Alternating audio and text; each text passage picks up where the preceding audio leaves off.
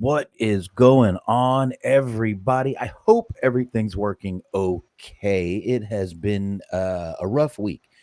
I had some really bad audio problems, so hopefully everything's working okay. I am Boxman. It is Thursday. This is Wrestling Outlet. And across from me, the very patient, the very awesome. Go for it. Hi, voice of generations, Mark Wahlberg. How are you? Come on. All right, there we go. That's better. Not bad, man. Like I said, there was some issues with the audio. Like I was saying before the show, I think my second audio card took a shit on me, and my audio sounded.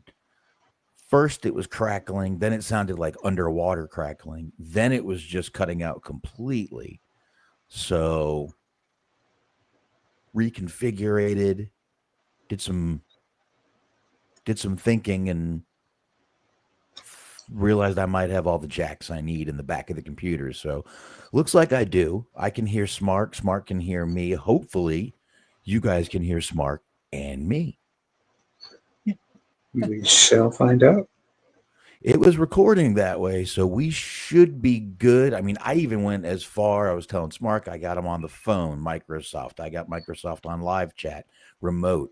I even reinstalled Windows today in order to try to fix this issue, and then, re-updated all the drivers, got new drivers, but no such luck until I did some reconfiguring with the wires. I'm hoping everything's good. I really think that second sound card just took just blew. It was, I think I paid $17.99 for the fucking thing.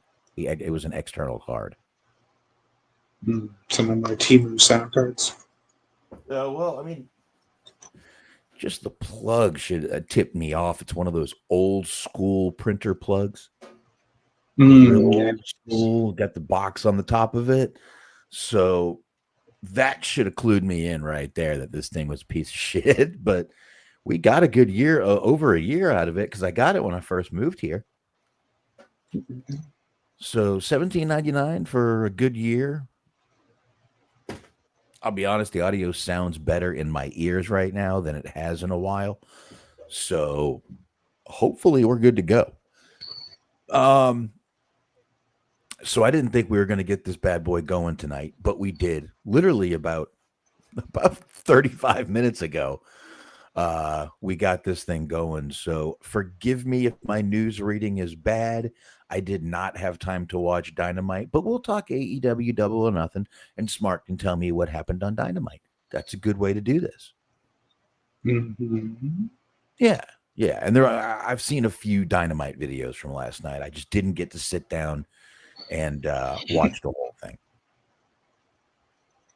So, but I think we got enough to get into with a lot of everything we've got right here.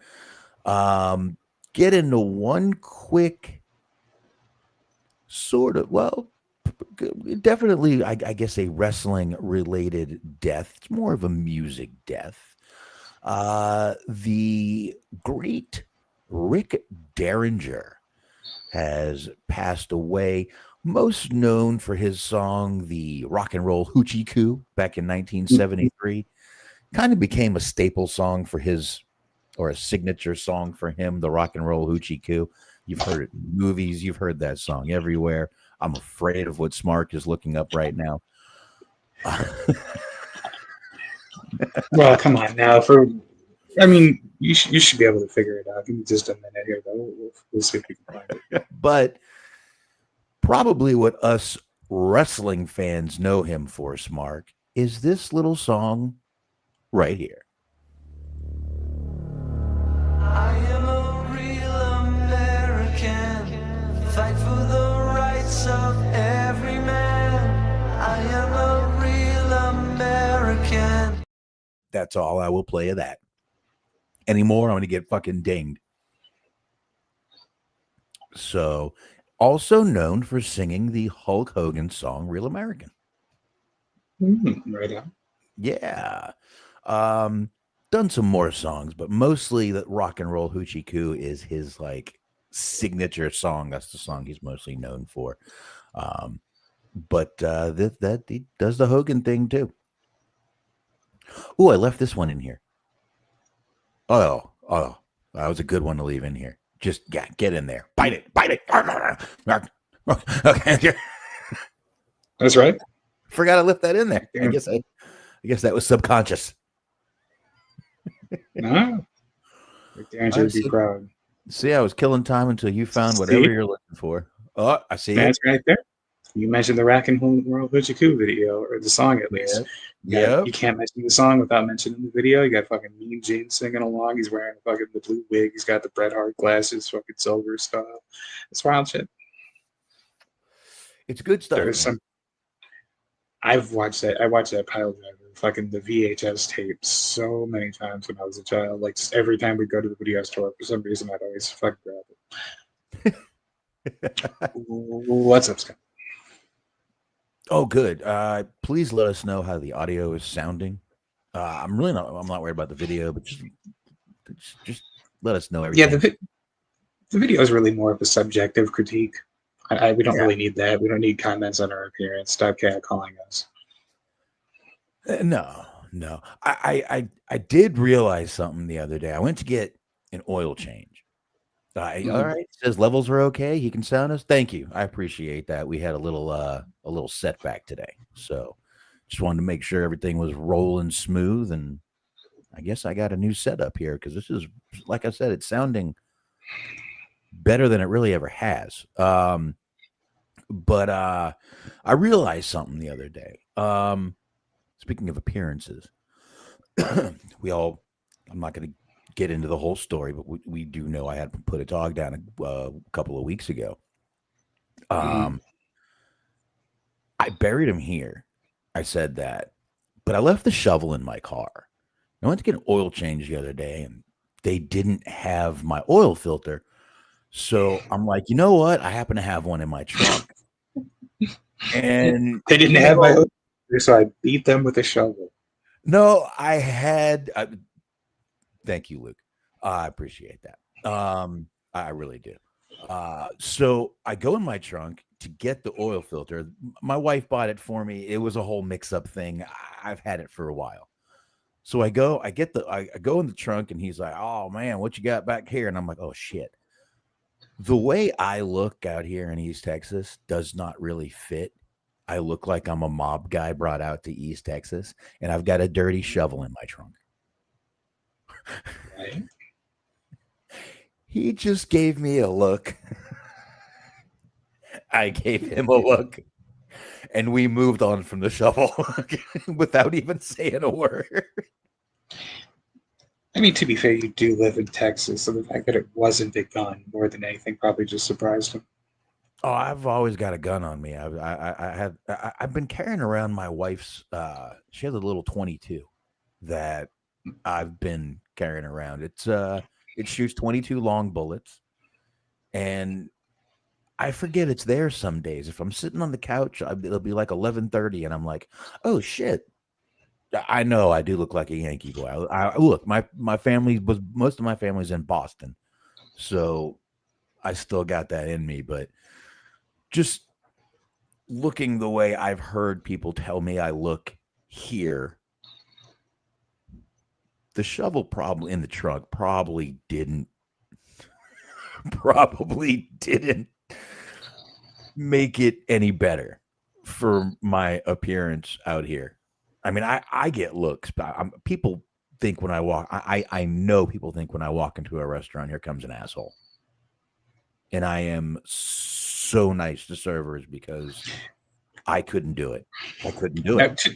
To be fair, with all due respect to you, as somebody who works in restaurants, anytime I see anybody coming into a restaurant, I think here comes an asshole. Okay. Fair enough. But it's really just a game of percentages. It's just the highest probability of outcomes. Like I'm not. I mean, I'll wait. I don't send food back unless it's really fucked up. I mean, you got to really fuck up my food for me to say we both look like assholes. Well, listen, that was beyond the whole point. But I know what I look like. I try not to be. And like I said, I could not be a waiter, waitress. I couldn't be a server. I couldn't do it. I can't deal with. I deal with people in a different way. I can't deal with people's food. It was hard enough dealing with their cars when I get oil changes in Boca Raton, Florida, capital of the elderly. See, the secret is that when you just don't give a fuck regardless, it's very easy to apologize and to take blame, accountability when you don't care at all whatsoever and there's no real consequences. So you're just like, oh yeah, it's not my fault. Sorry about that. I get it, but yeah, it's just, I don't know.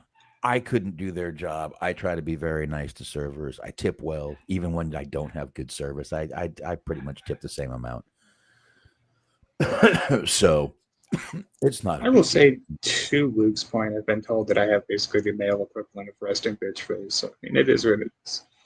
I just get told I look like I'm a mob guy who was brought to East Texas for some reason, sent here as punishment or something. Like I fucking whacked somebody I wasn't supposed to. One guy at an account asked me if I was in WITSEC, witness protection. I'm like, what the? No, I live here. I really do. Okay. You live here. We get it. We get it. I'm like, yeah, okay. Okay. Right on. Right. I'd have a much nicer house if the government was paying for it. I guarantee that. If it was federal, fuck yes, I'd have a better house than this. I mean, I love my house. Love the house, but you know, I could have done better than this. But it just didn't look right with me with the shovel in the back of in my trunk, and yeah, I'm moving stuff around and looking for it, and suddenly this shovel, and it was covered, which was even worse because I had thrown a few jackets back there. I mean, you know, you just got to picture me. I pretty much wear a pair of jeans, but I got a sport coat on because I got to look decent walking into these accounts. So it just didn't look good. And I realized that as I'm leaving, I called my wife and she's like, yeah, he thought you were a hitman. They were very nice to me afterwards. I will admit it. They were fucking very nice to me afterwards.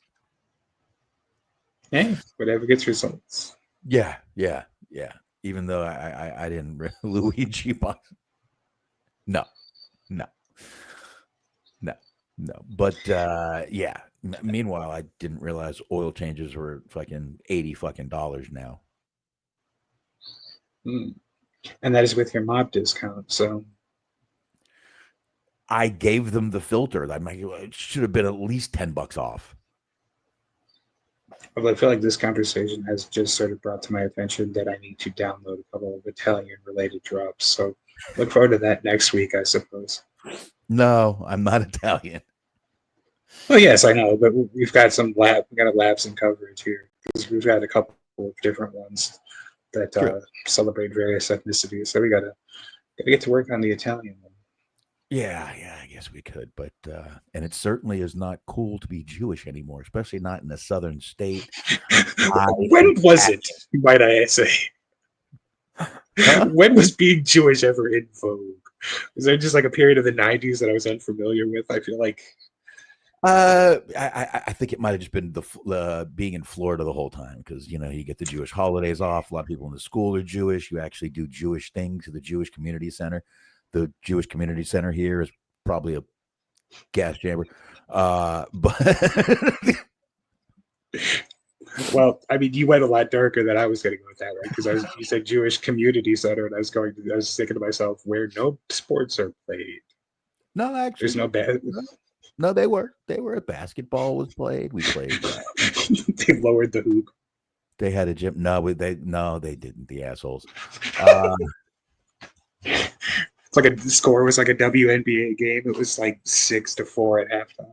Actually, you want to hear weird? One of the first people I met when I went to Florida, moved there. I was 16. I met this guy named, I'm not going to give a last name, Daryl, but he was from South Africa. And he was Jewish. Shocked the shit out of me. But he's actually the one that got me involved with the Jewish Community Center and everything. But he was 6'5", and we were just in high school. So he played basketball everywhere. He was fucking 6'5", Jewish, South African, played basketball. He loved going to sports events, though. Like, that was his thing. He wanted to go to baseball games and football games. And I'm like, dude, can we just go, like, drink a beer somewhere? He didn't drink. Took me a while, but I found the partiers. Right now. I did find them in high school. But yeah, that was So yeah, I mean, we there was actual sports played there. Do I get one more? Sure.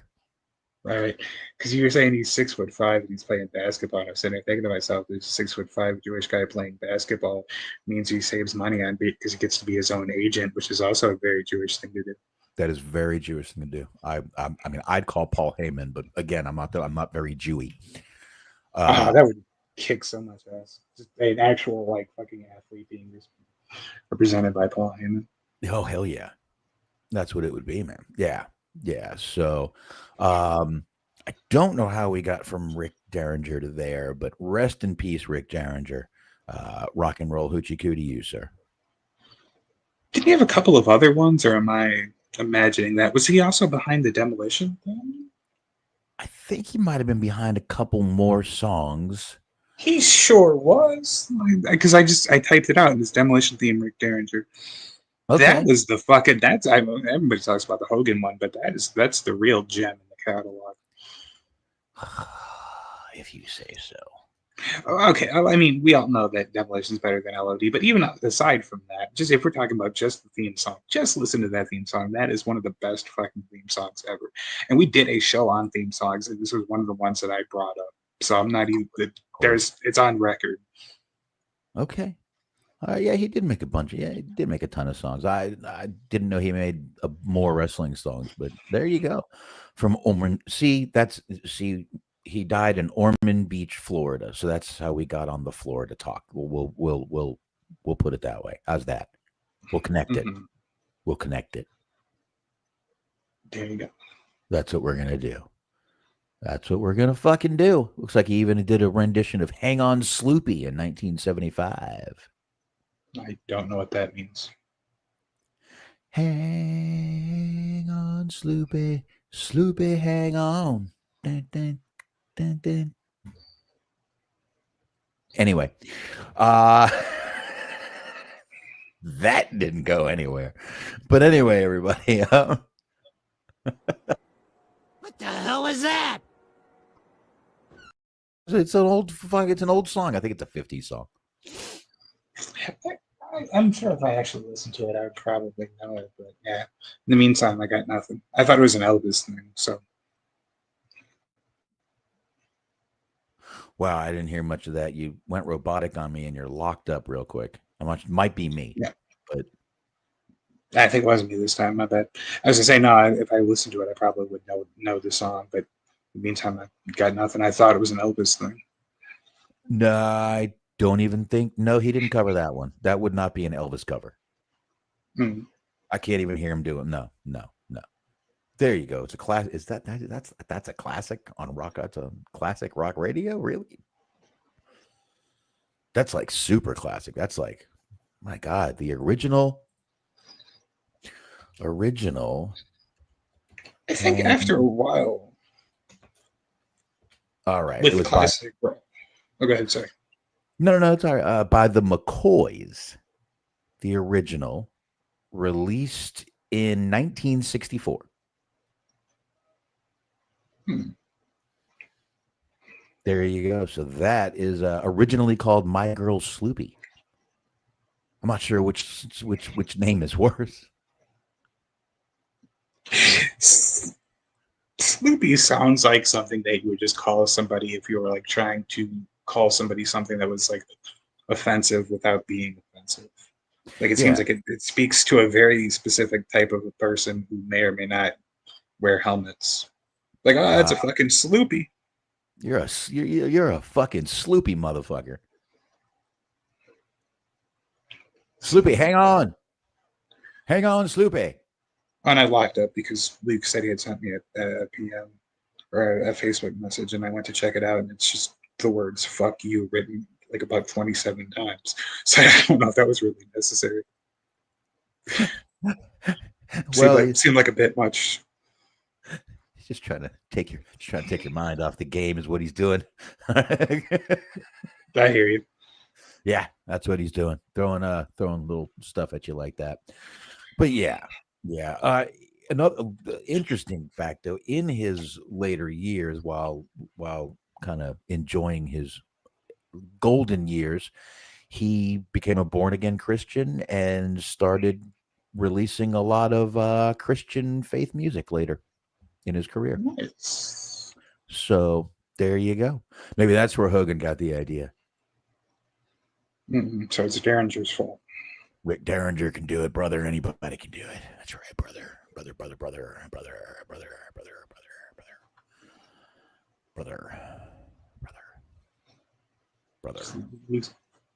Luke says he has a genuine question for you. Another genuine question for you. Oh, fuck. All right.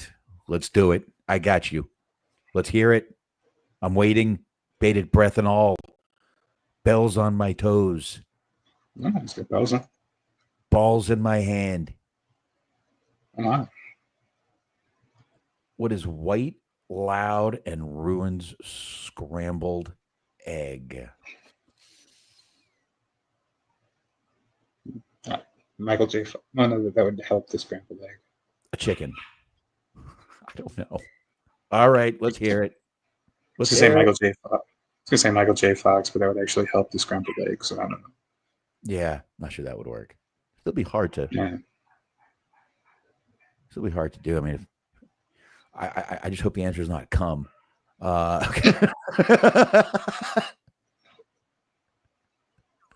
would come Tuesday. Would really ruin the joke. What's white, loud, rude? What would be white and loud? That's Bert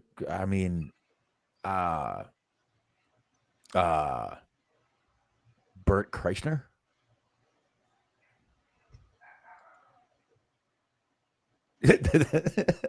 Who was on?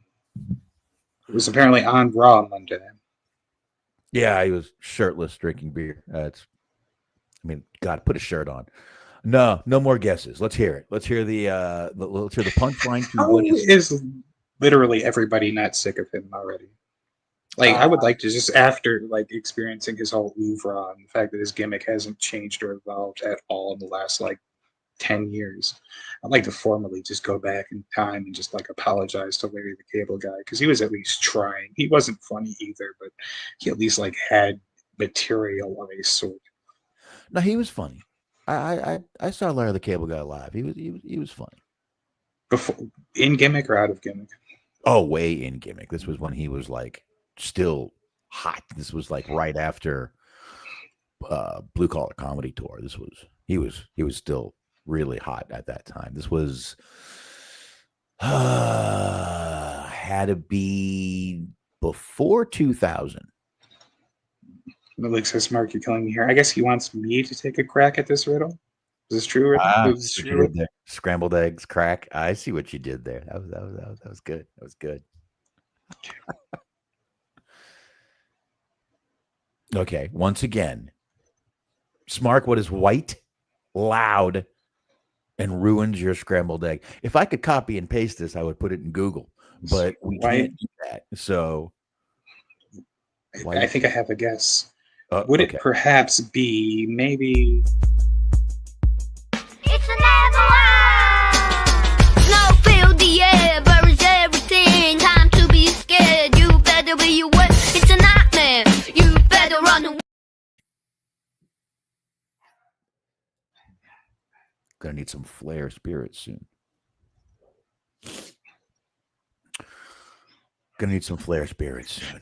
C2 North knows it was an avalanche, and Luke says bingo.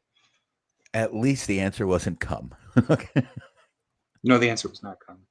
We already had a jizz-related show last week. But, well, hell, let's go ahead and since I just mentioned it, Flair Spirits, folks, is going to be a thing. I am not kidding. Not sure when the launch date is, but Ric Flair has a few things coming out. A vodka, Flair vodka. A gin, Flair gin. A bourbon, you guessed it, Flair bourbon. And a tequila. No, it's not. Yes, it is. It's called Flair tequila. But then there's a whiskey called Wooski. So, on top of energy drinks, weed, and now alcohol, what other vice is Ric Flair going to be out there peddling? And this is Flair Fentanyl. Okay. That would actually roll pretty hard. Oh my God. God damn it. You take a Flair Fentanyl and you start bleeding from your face and then you die. You woo, and your neighbor hears it, calls the cops. That's how they know. But Ric Flair, once again, though, getting involved in something else. I don't know how this guy keeps doing it, but somehow he keeps doing it and doing it. Now, I'm not going to lie. I'd probably try the vodka or the gin, maybe even the tequila. I am not a bourbon whiskey kind of guy. I'm actually pretty glad that they have a tequila made by and perhaps for people who don't actually like it, Mexican people. So that's pretty deep. Okay. All right. Flair? Who's the other? Well, I mean, made by and probably for. Oh, okay. I think you were going Kid Rock on that one. I mean, that's probably some Kid Rock would drink. He's opening up a bar in of course he is. In your area called Detroit something. It's Detroit Country or something like that. Your area though. Detroit. I think it's coming to Nashville. Speaking of coming, I've already showed you this, and we have talked thoroughly about this on Kids, but the fucking Kid Rock badass honky tonk, whatever the logo for that is, the most outlandish bullshit I've ever seen in my life. I will go ahead and pull it up one more time just so we can relive the memories. But yeah, I'm gonna hard. Well, then we'll jump into some AEW Double or Nothing, and we'll go from there. A little bit of that right there. We did at least on AEW Double or Nothing. We saw Hook returned. My dogs are going crazy because my wife's just getting home. Sorry about that, everybody. Also, if I'm gonna buy alcohol from any fucking former wrestler, I'm buying the Michael Hayes brand. I'm not buying fucking Ric Flair bourbon. I'm buying Michael Hayes bourbon. That's what I want. Well, that's just wild turkey. But I will tell you, I do. I would love nothing more. And they did this like in Crown Royal will do like collabs sometimes where they like in Chicago when the Blackhawks were winning the championships, they had their own like Blackhawks themed bottle and like carrying case and shit. I would love nothing more if Wild Turkey just put out a limited run of like Wild Turkey bottles that just had Michael Hayes' face on it. I would buy so many of those fucking things. Bad Street fucking whiskey. There it is right there. Bad Street bourbon. That's all you need. Bad Street bourbon. That's it. I like it. Well, I don't like it. You don't like it, but you learn to live with the taste. Oh, now my daughter's crying. She's going to run by my room crying. One of the dogs must have jumped on her. They're big. They don't know how big they are yet. But, all right. You got that? Oh, looks like you're pulling it up now. Here we go. There it is. You got a hat with a little flower on it. You got the guitar bass here that's got the little lightning bolts. You got a fucking full-on donkey. He's showing you his butt. He doesn't have an asshole for some reason. That's weird. It looks like he has lipstick on. The guitar is also in the shape of an ass. This is just, there's a lot going on here. Ass and legs. That is very country. But that's what's, I hate to say this is what sells in the South, dude. You should see some of the names of the places here. And it's one of those actually like those optical puzzles, because if you stare at it for about 5 minutes and then you look away from your computer screen, you can see a burning cross, and that's pretty dope.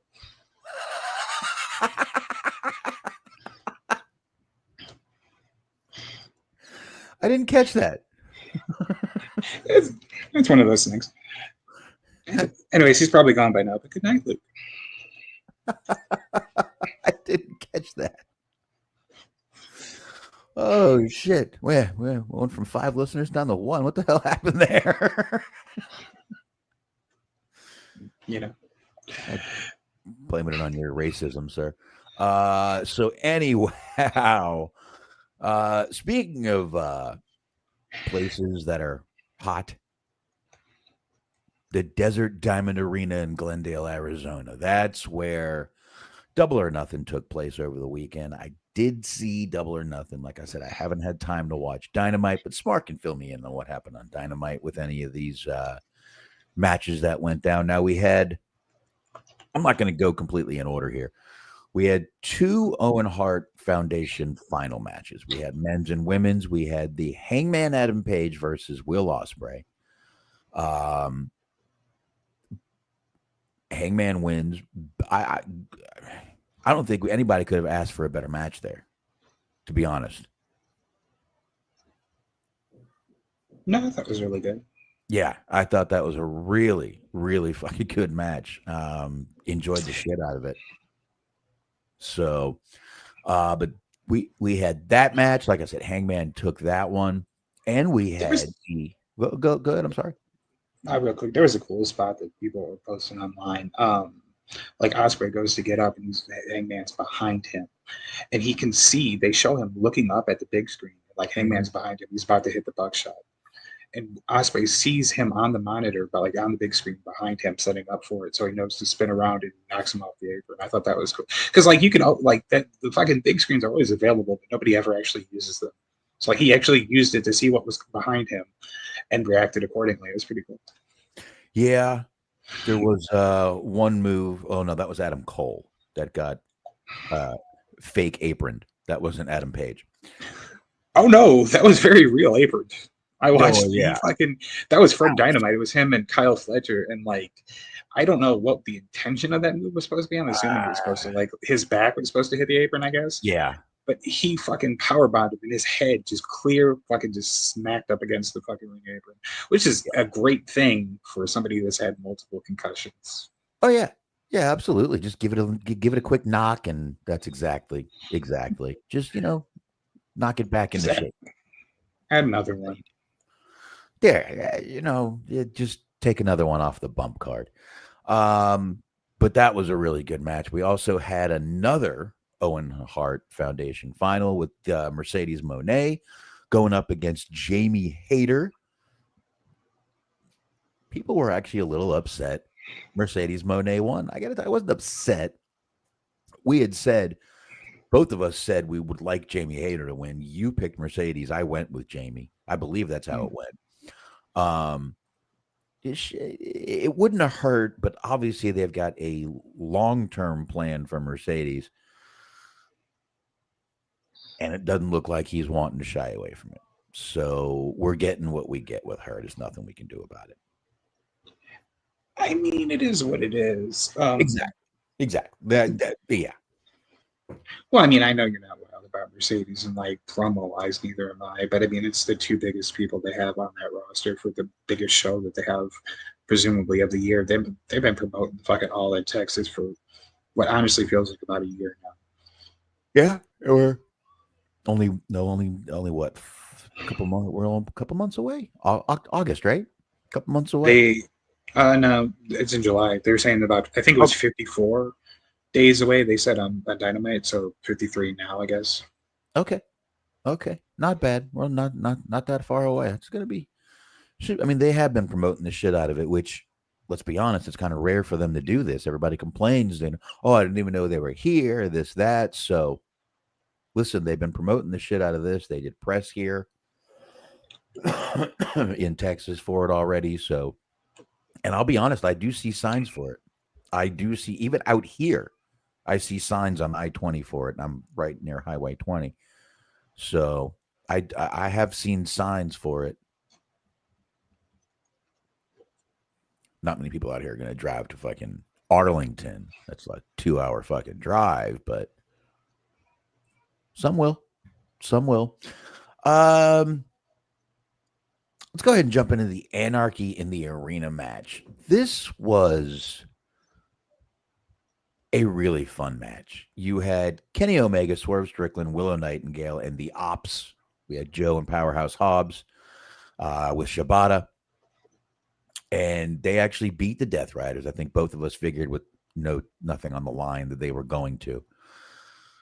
And the Death Riders with the Young Bucks.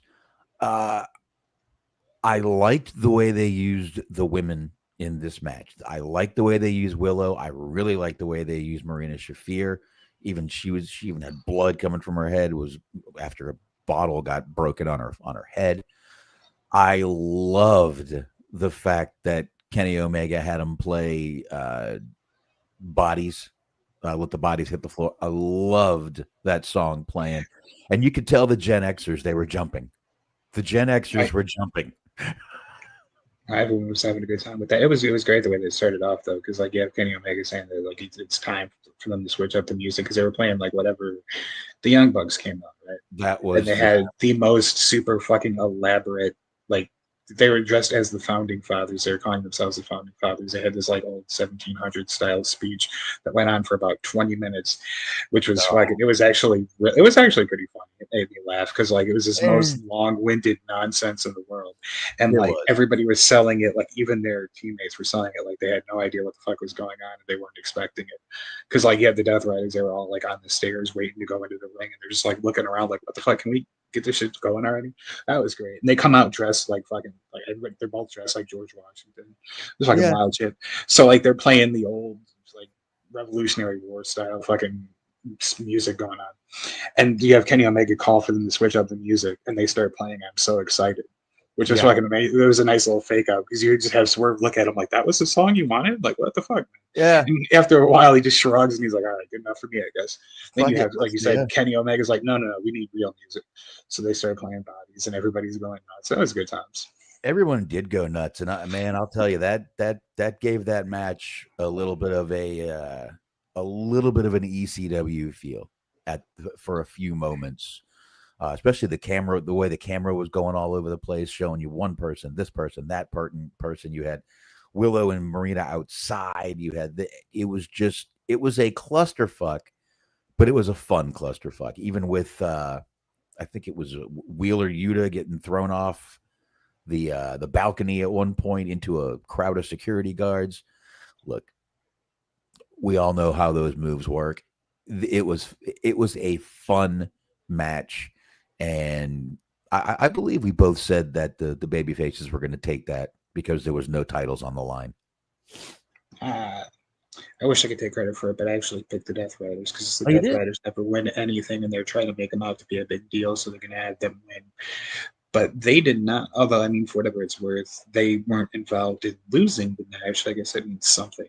Because it ended with Swerve and one of the Bucks. I always forget which one's which. It doesn't matter. They're fucking interchangeable. Yeah, but I mean, we had Gabe Kidd came out at one point. Like I said, Hook returned at one point to, get involved. And not that he's been gone forever, but he's been gone long enough. I just thought Mark Briscoe came out after his ambulance match, still covered in fucking blood, which was like 2 hours prior. So he just spent like 2 hours sitting in his own blood, waiting to come out. Yeah, he probably was getting food, chilling out, just back there covered in blood. That man, I'm telling you that they made the biggest mistake not putting those guys on when he was with his brother, because they were funny. They can wrestle. It's just they're a great package, and because one guy said one thing someone didn't agree with, they were fucked for life. Yeah, I always felt bad for him for that, because, like, okay, say what you will about whether or not Jay deserved what happened with them, but Mark didn't say shit, so it's like it kind of sucks that he had to suffer. But that being said, he was more or less the talk of the town, as it were, on the internet, at least after the show, because everybody was marking out over how cool it was. They came out like all like covered in blood, got involved in the Anarchy in the Arena match, and also that match with Ricochet, the ambulance match, was good shit. Like, there was one spot in the match where he got Ricochet in a headlock and was using cleaning products to polish his bald head, which was just fucking phenomenal. It was great. Like I said, they can be really fucking funny. But yeah, Ricochet won that match. I think I actually had Briscoe winning that match. Got him in the ambulance. That was a violent match, but a fucking good match. I enjoyed the shit out of that match. What else did we have here? It was a lot of matches. We had the women's match. Toni Storm, timeless Toni Storm versus Mina Shirakawa. I liked this match, liked the kiss at the end. This is a good match. Toni Storm just goes out there and does her thing, and Mina is very good at what she does. She's good at being that quirky, flirty, cute Asian girl. That's exactly what she is. And she goes out there and she works it. I hope that's not offensive, but that's exactly what she does. And she should, because it works for her. I don't think it's offensive. I mean, it literally is part of her gimmick. It was like I've talked about before, it had a little bit of a different connotation in Japan because they're just supposed to be more modest as a culture. But it's always been her thing to be like kind of cutesy and jiggle around and be sexy or whatever. And it's like it's done largely to comedic effect. It's not like they're having her out there doing something she doesn't want to do, or like 90s fucking WWF where she's just wearing essentially pasties or whatever the fuck, which would be fine by me. But hey, whatever. Paint, latex, something like that. Yeah, I got you. Like in the context of a sport where everybody is wrestling around in their underwear anyway, it's really nothing that's over the top. Yeah. Speaking of nothing that was over the top, I got to tell you, this AEW Continental Championship with Okada and Speedball, good match. I had no issues with it, but I thought it would be a little more over the top with these two. And what we just got was a good competitive match, and that was it. See, I liked it just for the sake of it felt wildly different from everything else that was on the show, because it was just mainly them coming up with unique ways to exchange kicks. Because you have like Speedball was doing his style of kicks, Okada was doing like a lot of drop kicks and things of that nature. And like he caught him with that fucking the drop kick in midair because Bailey was he went to the top rope, he was doing like the knee drop thing that he does, the double knee to the chest, and like Okada jumped up and caught him in midair, and it looked so fucking good because like Bailey was actually going for a real move. He wasn't just jumping up in the air for the sole purpose of being caught with something. He was actually, like I said, attempting a move, so it made it look that much better. Right. Yeah, it really did, man. It looked good. And like Nora wants to know, is her being Mina Shirakawa, attempt 3 is her entrance theme music, the WWE chopsticks. It would be if she was in WWE, yes. Just the fucking gong being beaten over and over again. Oh, absolutely. I mean, let's face it, we all know exactly what her music would probably sound like in the WWE, and I'm scrolling to find it here because I know we.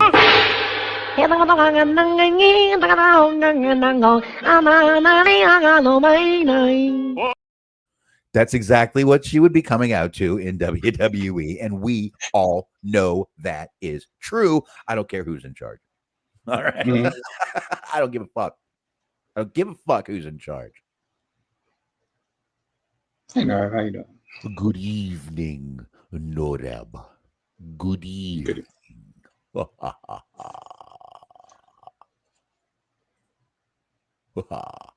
There we go. There you go. All right. So let's see, where else were we here? Yeah, good match between those two. Okada won that one successfully, retained his title. I forgot who we both picked for that. I think we both picked Okada for that one. I believe you picked Okada and I believe I picked Bailey, so that did not happen. That might have been. I forget. I didn't write it down like I did Mania. Hurt Syndicate was out. They had MJF with them, who did assist them in their win over the Sons of Texas, Dustin Rhodes and Sammy Guevara, with Benjamin Shelton getting the win. That's right, brother. Yeah, it's My best friend, yeah, brother. Benjamin Shelton, dude. Benjamin Shelton getting the win, just like I told you, brother. He's one of the goods. He's one of the goods. That was me. That was Hulk Hogan saying that, folks, not me. Not me. Mm-hmm. I did see. Nora was asking if I saw the Alberto El Patron get into another altercation. I did, and I also saw the attack he did on Vikingo on TV. So yeah, let's face it, this guy is a piece of shit, and I wouldn't doubt if he was trying to get fired at this point with the WWE kind of merging with AAA. I wouldn't even doubt it. I would not doubt if he was trying to get fired. The guy doesn't have a fucking smart bone in his body, so whatever. It seems like it's only a matter of time, but you know, who knows? I hope. I'm sorry. I don't fucking like the guy. I never did. It's like I knew something about that guy. I always said he looked like a fucking piece of shit. Not a fucking Lothario like he was trying to be. He looked like fucking trash. Sometimes you gotta. Sometimes you're just a good judge of character. It happens. It does happen. But this was a very good match. Look, good to see Sammy Guevara back on a pay-per-view again. Dustin still got it, man. He doesn't really miss a beat out there. He looks about as good as he did 15 years ago. Let's face it. Mm-hmm. You know, a little slower, but what are you gonna do? What are you gonna do? What? It's funny because I saw people online like kind of talking shit about like how everybody in the match Sammy was old because everybody in that match again, aside from Sammy, is like 40 plus, if not like Dustin Rhodes is like 50 something, I believe. And then they mentioned that like Sammy Guevara is like early 30s, and it's like, well, I don't really know what you're going for here because the youngest one is also objectively the worst wrestler. So it's like, what is your point? Great flippies. Great at flippies, but that's what he's there for. Even by that metric, like there's people on that roster that do flippies better than he does as somebody who likes the flippies. Like he's not as good as like Commander is. You know what? I finally agree with Norab. 100%. King Corbin is better than ADR. Corbin may not have very thick skin, but seems like not a bad dude. ADR just seems like a piece of shit. So finally we agree on something Corbin is better than. Sorry we had to get such a piece of shit to compare him to.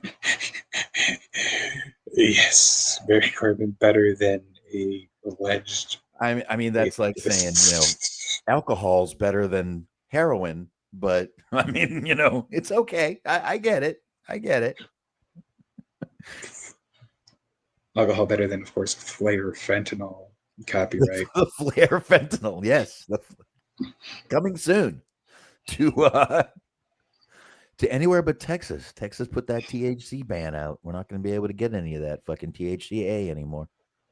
Mm-hmm. Tennessee did that real quick too. It's like, oh, people having fun. Fuck that bullshit. Yep, and there's 8,000 stores in Texas that have opened up in the past 2 years. 8,000 of them. And I don't know what they're all going to do. But I mean, honestly, it's what I've been using. Going to the store, get some weed. Cool. May not be as strong, but it does the job. I promise you that. I mean,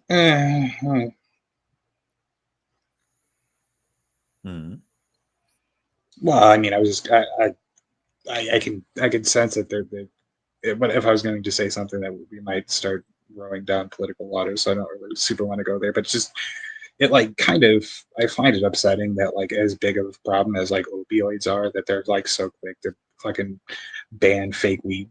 Or it's like fucking give them something else. Like let them do something else. Fucking you got is not people are abusing fucking painkillers and shit, and it's like something you find a relatively safe alternative, and it's like, well, can't have that bullshit. And this is literally being an alternative for people with the opioids. They're literally using, as we were talking about a week ago, kratom and THCA, and they're using the gummy, the mushroom gummies. They didn't ban those. They didn't ban the mushroom gummies. stuff like that. They're using those to get over withdrawals of the opioids. Number one, veterans are being helped by it. Number two, and again, we're not getting political here. I hope. I don't think we are. These are straight facts. Veterans are being helped by it because they don't need to go to the fucking VA and get pills, because the pills fuck them up worse than anything else. It's helping veterans. It's helping even elderly people. And now all they're doing is putting money back in the hands of fucking drug dealers. People aren't going to stop smoking weed because they can't get it at the store. They're going to find fucking, old Jimmy they used to buy from and go buy from them again. Shout out to old Jimmy. So, it's not, yeah, exactly. Shout out to old Jimmy. I need to find old Jimmy out here. They're going to find they used to buy their weed from, and that guy's back in business. He's probably happy. So I don't know. I don't know what I'm going to do, but, I'll figure it out. Right now, I ain't that worried about it. But back to Double or Nothing. I see. We didn't get political there.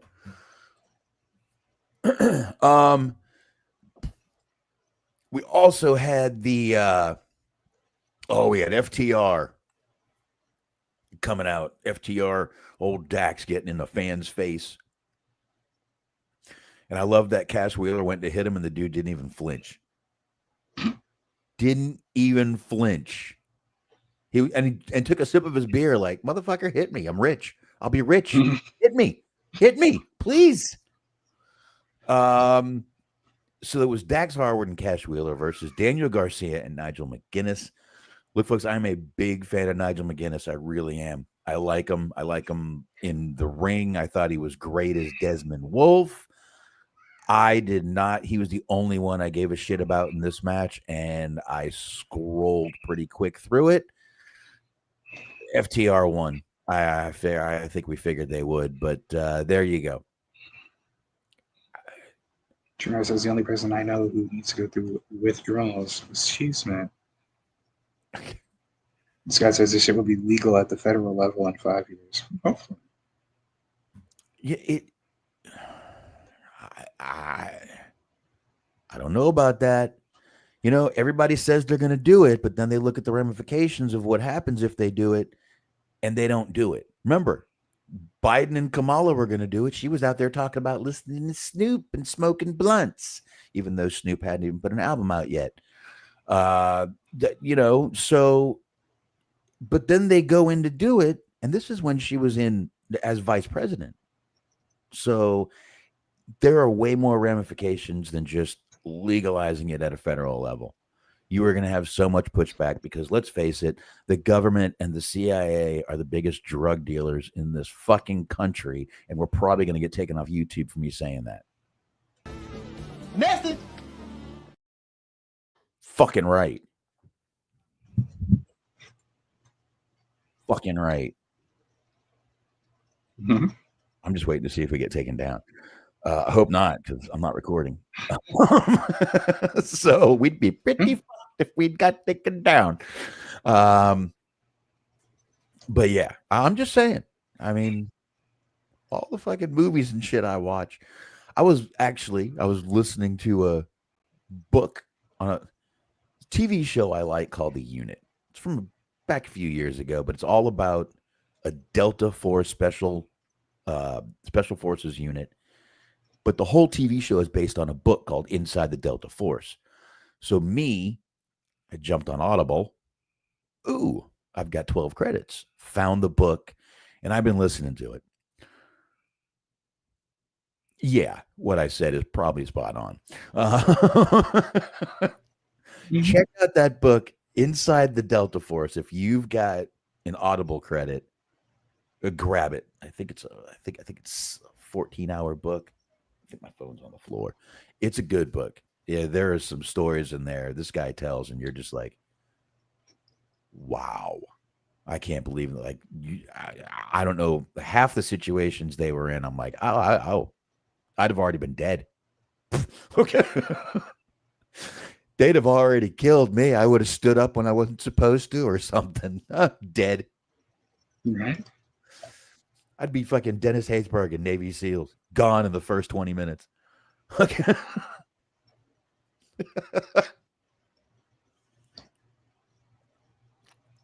All right. So, then we had the 6-man tag. Again, I wasn't doing these in order, folks. Don Callis family, Takeshita, Fletcher, Josh Alexander. They were up against, I guess they're calling themselves Paragon now. Adam Cole, Kyle O'Reilly, and Roderick Strong. I wouldn't doubt if they got a cease and desist for using Undisputed anything for their name.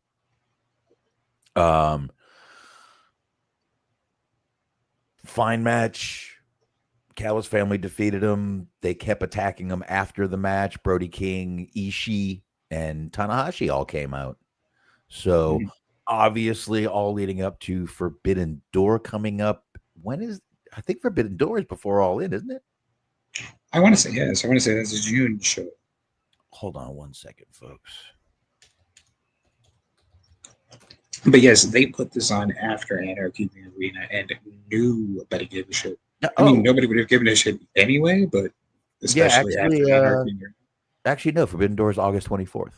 So, okay. End of August. See, okay, I want to look that up because typically it seemed like that was like a June show. Like they probably changed like the dates and calendar around this year, but it seemed like that was a June show for a while. I think they did because of the way they announced All In and then waited so long. But I know a few things I did see going to YouTube on Dynamite. I know Hangman cut a promo and relinquished his fucking Owen Hart Cup. Which, okay, in the context of the promo, it makes sense because he's like, all right, this allows me to go after the belt that I want, the one belt that matters to me, all this shit, finish the story as it were, whatever. But it makes me laugh because they're never expected to defend the title anyway. Like that's never happened in the history of the Owen Hart Cup. He's like, yeah, I can't defend this title. I'm going to relinquish this title. It's like, nobody's asking you to defend the title. They're asking you to come out with it. Like it's kind of a problem. No. Yeah, you don't defend it until fucking, I mean, it is whatever. Which is inadvertently funny because he's like, I worked hard to win this. I don't give a shit about this anymore. I want the world title. Here you go. It's like, all right, cool. Yeah, luckily Swerve and Will Ospreay came down. Mercedes Moné just, the only way she can get a crowd pop is to mention Eddie Guerrero. So she did. That's what she does. Because give her a slight bit of credit for like somehow managing to use that to get heel heat. Because like it's a self-aware to some extent that it's like, okay, nobody wants to hear me talk about Eddie Guerrero anymore, so I'm going to use it to get booze now. It's like, all right, cool. But I mean, it is what it is. It's better than nothing, I suppose. She is absolutely no Eddie Guerrero. She's not even Vicky Guerrero. Vicky Guerrero is better than she is. Oh, that is such a missed opportunity. I'm so sad that Vicky Guerrero isn't on that payroll anymore. Because you could have. How great would that have been if she was Mercedes manager? It would be good, and it would make tons of fucking sense. But they're not going to do it. I mean, there's no reason to do that. Last thing she needs is a manager to make her more annoying. Who needs her more annoying? And Jamie Hayter was attacked by a debuting Thekla. That's right. On Dynamite. And Smark, you're pretty right. Right up my alley. Short, thick, blonde. Mm-hmm. Yeah. Austrian. I like her. Yep. Formerly, I think she was a Stardom girl before this. She was. When I very first, I don't watch it regularly, but I kept abreast, as it were. It's probably a poor choice of words considering the context. But every so often, I'll check in with them. And like the very first show that I ever saw of them, of Stardom, like I came in expecting it to be just like a lot of like kind of cutesy girls because it's like Japan and shit. So like I expected, if anybody who's watched Stardom, I expected it to basically be like Tam Nakano, but she ended up being the first person that I saw. She came out and she has fucking death metal theme song. So it's like I'm expecting like cutesy Japanese girls just running around and like fucking around basically, and like I just hear death metal and she comes out, she's got piercings and shit. I'm like, okay, this is different than what I expected. But yeah, she's been, I guess she's been rumored to have signed for about a month or so. At this point, they were throwing like every so often on Dynamite there'd be a little spider would come down in the middle of the match or whatever. And I was just thinking about, like, I was very curious to see what you in particular were going to think about it, because having watched her wrestle before, she very much seems like she's like I said, up your alley, because she's got the whole fucking, it's kind of like got a biker chick aesthetic to her. It's kind of cool. Yeah. I would love that. This is a girl that they need to bring Camille back to go up against a girl like this. And what is kind of funny and kind of ironic was, like, she got fired in kayfabe, at least, for feuding with like the president of Stardom. They mentioned it like on the debut, but like she ended up beating him up, which is really sort of ironic if you think about the fact that like she's now going to work for Tony Khan, who fired somebody for realsies because he was allegedly afraid for his life because they were going to kick his ass.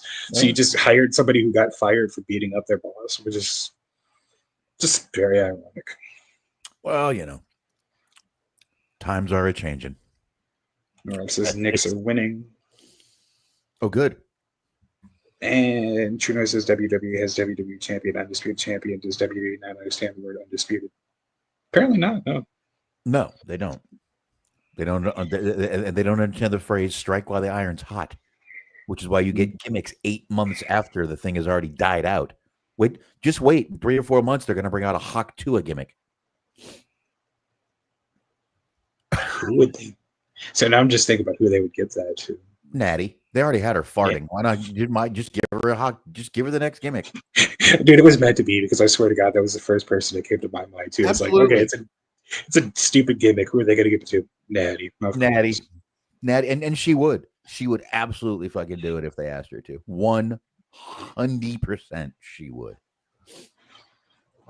I know it. You know it. We know it. We know it. Mm-hmm. We know it. So, was there anything else that I missed on Dynamite? I'm gonna watch it tomorrow, but I just, like I said at the beginning of the show, I've been on the phone with Microsoft, live chats, remote access. Finally, I just said fuck it and use my brain. I mean, the rest of it was basically just matches.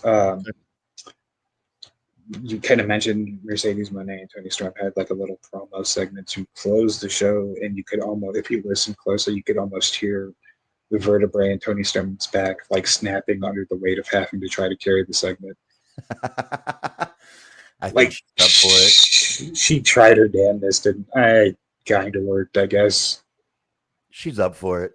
She can do it. I will hit you, instead of like the sort of boring Tony Storm Mercedes Moné segment, I'll hit you with the post Double or Nothing media scrum, a little bit more of an entertaining segment that Tony Storm is involved in. Check this shit out. I saw. Oh, I can't hear it. Oh, no sound. That's great. We love that. Oh well, never mind. Pretend it never happened. I did see that though. I did see that. She was playing bongos on Luther's head. She had Luther carry her out. Yep. He knocked a bunch of waters over, knocked a microphone into Renee. It was good times. She's great. She is so good. She is so good, Tony Storm. I mean, she is killing this character, even when she changed back and then changed back again. Just everything she's doing is great. I mean, even people that I see shit on AEW constantly, they still praise Tony Storm. Most of them, because she is very good. She really is. She's very, very good. So always good to do. Folks, I didn't even have time to read some of these articles, so I'm just kind of looking over this article here. But a while back, we had talked about Billy Jack Haynes, and his wife had passed away, and there were some weird circumstances. She supposedly had dementia.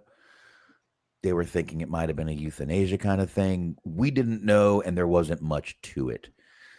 Well, there was a lawsuit filed on Friday by the estate of Jeanette Beecraft. I'm going to go with Beecraft, which was his late wife, is his late wife. And it alleges that William Albert Haynes, Billy Jack Haynes, committed elder abuse against her for 5 years, including mental, physical, and financial abuse. According to the court documents, he being Haynes, coerced Beecraft to abandon her medical providers and doctors to influence her medical care. Excuse me. Also accused of forcing her to liquidate her retirement savings, which was hundreds of thousands of dollars, taking control of her money. Also forced her to buy a gun because due to his felony record, he cannot have a gun in his name. So she was forced to buy one. Court documents also say that that he introduced her to a number of drugs, heroin, methamphetamines, sleeping pills, all causing her health to decline even faster. And basically, they are seeking $750,000 in damages. Now, a judge did rule earlier this month that Haynes was unfit to stand trial. So we'll see what happens here. This sounds, I was going to say it was a civil case, but it's not. It is a lawsuit. This is an actual court case, so it's not a civil case. So I don't know how this is going to go. If he was already unfit to stand trial once, this isn't going to go far. But I guess the worst. I mean, he did shoot and kill his wife. I don't know. I don't know what's going to happen with this case, but it's crazy that they are doing this now. Because I think we talked about this like in maybe, I think it was last year. I think it was November or December. Actually, it was February of 2024. It was over a year ago. We talked about this. So we'll have to see what happens here. But if he was already unfit to stand trial once, they're probably not going to get anything out of this, but some horrifying things, even preventing food deliveries going to her from her family. Like he would just eat it instead of giving it to her.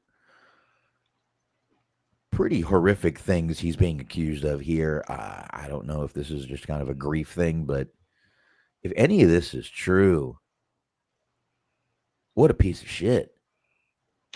Absolutely, yeah.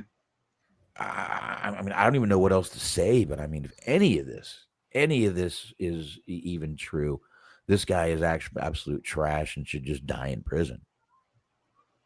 I don't care if he can, I don't care if he's fit to stand trial or not, but that'll put him in a fucking hospital. And then what happens is 30 days later, they suddenly snap out of it and they're fine and they go home. Yeah. Again, the judicial system in this country sucks also, along with everything else. But anyway, 111-94 Knicks, Mark. There you have it. The game 6, which actually, tangentially speaking, is sort of wrestling related because they're talking about on Dynamite. I believe for Collision will be airing after the Knicks-Pacers game. So it will change when Collision airs for all 5 of you that watch that. There you go. So,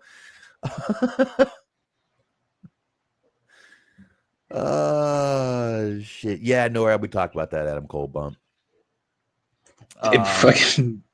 It's sort of just to repeat ourselves. Is not necessarily the greatest idea to have a guy with multiple concussions fucking slam his head against the ring apron. That probably wasn't what was intended, but I know, but it's Adam Cole. Mm-hmm. I mean, You know, look, he's little. That wasn't a very far fall. He's fine. He's little. He can take the bump. Just go bark it off like a little fucking chihuahua. I like the idea of the bump being worse because he's small. It is. No, I mean it's not. It's not. He's small, which means he has a very, very, very, very compact frame, which means he can take bumps like that. It was just his head. He has. He climbs up to the bottom rope and they chant, "Please don't die." Just a little bump to the head. It was just Adam Cole. Come on, what are we worried about? It was Adam Cole. Yeah, this is true. Fucking 5'3" Adam Cole. He's fine. Said, yeah, well, yeah, because they had Callis on commentary, and he was saying that people cheer for Adam Cole because he's a lot like us, and we see ourselves in him. It's like, I am not 4'7". How dare you? Yeah. Can't see myself in him. I look right over him. I can hardly see him at all, to tell you the truth. I could walk right into him if he was in front of me. Holy fuck, I didn't even see you there, little man. Mm-hmm. You didn't see me. Shut up, you little fuck. Fucking You're not taking the new Paragon stable, are you? Slap Roderick Strong out of his way and walk. Oh shit! I just fucking think I bumped into a cushion. Okay. Anyway, speaking of lawsuits, folks, and fuck it, and traders. Speaking of lawsuits, we're back. We are back once again talking about the Janel Grant lawsuit against WWE and Vince McMahon. Well, Come on out, you rapist! Obviously. exactly. Let's see. So, a new filing submitted on Wednesday, yesterday, shows that former WWE executive John Laurinaitis has been removed as a defendant in the lawsuit filed by former WWE employee Janel Grant. Excuse me. WWE and its former CEO and chairman, Vince McMahon, continue to be defendants in the sex trafficking case. Why, you may ask, was John Laurinaitis removed? Well, he's agreed to cooperate and provide evidence in Janel Grant's lawsuit against Vince McMahon and WWE. The statement to Post Wrestling, I am reading this straight from Post Wrestling. Good show. Check it out. The statement to Post Wrestling reads, his agreement to a confidential settlement is a pivotal next step toward holding McMahon and WWE accountable and bringing justice to Miss Grant after years of sexual abuse and trafficking. Mr. Laurinaitis looks forward to moving on with his life. We cannot provide any details at this time. So, he turned. He flipped. They got him to flip. They got him to flip on McMahon. Now, we don't know what evidence he has.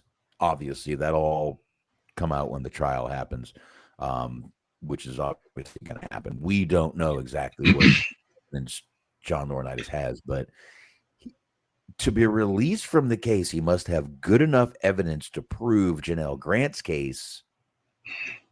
Otherwise, there would be no leverage for him. You know what I mean? Mm-hmm. The only reason a lawyer would withdraw you from a case is if you have actual physical evidence to prove their case in court.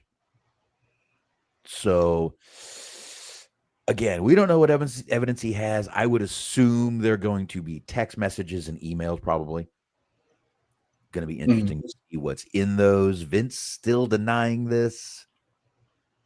What does John Laurinaitis have to say? He might provide a different a different view of this situation. But let's face it, this case, we've talked about this case so fucking much. We've talked about it. We've talked about the seriousness of it. We've joked about it to try to keep it lighthearted. I'm done with it. I want it to go to court and be over with. I don't care if Vince is charged or not, to be honest, at this point. If he's charged, if he's guilty, good. Good. He's old. Let him go to jail. I don't give a fuck. Got nothing to do with me. I'm sorry, folks. I'm really in a I don't give a fuck mood the past few months. I don't care. I don't. I just want to be left alone and raise my kids the way I want. Call me a crazy man. Call me crazy. My goodness. All right, I just want to be left alone, raise my kids, go to work, do what I do. That's pretty much what everyone needs to just start doing. Just do it. I mean, it is what it is. Like it certainly seems like he did what he's being accused of. So it'd be nice to see if he actually serves any sort of gets some kind of justice about it. Yeah, already got people saying even if he's charged, he's going to be pardoned by his buddy. Crystales, the Crystales, folks, the people we've made fun of on this show many times. Todd Crystale and his wife were pardoned this week by the old Presidente. Todd Crystale came right out of jail and was flexing his southern muscles that he got back in prison. I just couldn't stop working out. Those boys were so sexy. I couldn't do anything about it. I love you, honey. They're trying to take him out. He's like holding onto the bars like a fucking cat that's about to get a bath. He's just refusing to go. He's like, no, leave me in. Leave me in. So stupid. So fucking stupid. He fucking keeps dropping the soap in the shower and looking around, and nobody's trying to come anywhere near him. It's like, nah, we're good. Yeah. Please. He was probably begging for dick in jail. That guy is so fucking. I don't care that he is, but goddamn, come out and admit it. You like the cock, dude. You know how many Newports I'm worth? I'm worth 4.5 Newports. Oh, that's a lot of money to them. Oh, I will say conversely that like Kenny Omega, every time he does that move, the Snapdragon, I always think about don't walk around with your Snapdragon snapping. They would play that commercial so many fucking times for the stupid ass Chris. And then it would always show looking for class, not ass. Mm-hmm. Just over and over again in between some of the worst episodes of Raw you've ever seen in your life. That just made it even worse. So I could be wrong. I think he was a guest GM at one point too, and that was also just god awful. I think both him and his wife were. I think they were both on together. I think his wife's name is Julie or Jewel. I'm not even sure. I've never watched an episode of that show. If it wasn't for watching Raw, I would have never known about that show and been a much happier person. But meanwhile, fucking so stupid. So stupid. But anyway, we're going to have to let this case go. I have to admit, I'm very curious to see what evidence he's given over. Again, just because, not because of all the TV shows I've watched. My uncle was a lawyer, and I know lawyers do not give breaks to anybody unless you can prove their case 100%. So John Laurinaitis must have some kind of damning evidence against old Vinnie Mac, or at least her lawyer thinks it is. Her lawyer doesn't seem like the brightest person in the world either. But as somebody who, as you just mentioned, understands the legal system a bit better than I do, what is to stop him from like making this agreement and then just like not saying anything of any circumstance? Just being like, I think Vince is great. There is probably a clause in whatever he signed to be released from the lawsuit that says he has to. He's probably already turned over the evidence before he signed the papers to be released from the lawsuit. They wouldn't have amended the lawsuit if not. I see. So if I would assume there's a clause that says if you do not give us the evidence, you will be put back in the lawsuit and charged. So, I mean, it's not like he's off the hook and can just not give her anything now. But I would assume that evidence was already turned over and done before he signed and before it was made public. That would be my assumption, just based on any intelligent lawyer. Yeah. Well, I will say though, like if this ends up going to actual court, I would love to hear like his testimony is going to be like unintentionally hilarious. I think him just like reading over the text messages and describing in great detail what goes on with his fucking voice. So then I get up and I'm like, is that poopy I smell? I'll be damned. Vince just shit all over her face. I couldn't believe it. I went out and I'm like, I can't take this. I got to go puke. Okay. I was explaining to her the time I was Stan Hansen's teammate in All Japan. She said this is the worst thing she's had to sit through. And I said, that's a bit unfair. So I jump on my skateboard and I head for the bathroom. I can't. Come back out, and she still hadn't wiped it off. All right. So this is terrible. Get in the shower, you idiot. Why did I go? I kind of turned into Stone Cold on that one. Sorry. All right. I went Stone Cold there. I didn't mean to do that. Trust, I hope John Cena cross-examines him. Loser. Yeah, I feel that they wouldn't have already done the amendment, signed everything if everything wasn't already turned over. I would figure any lawyer with half their salt would be able to do that first.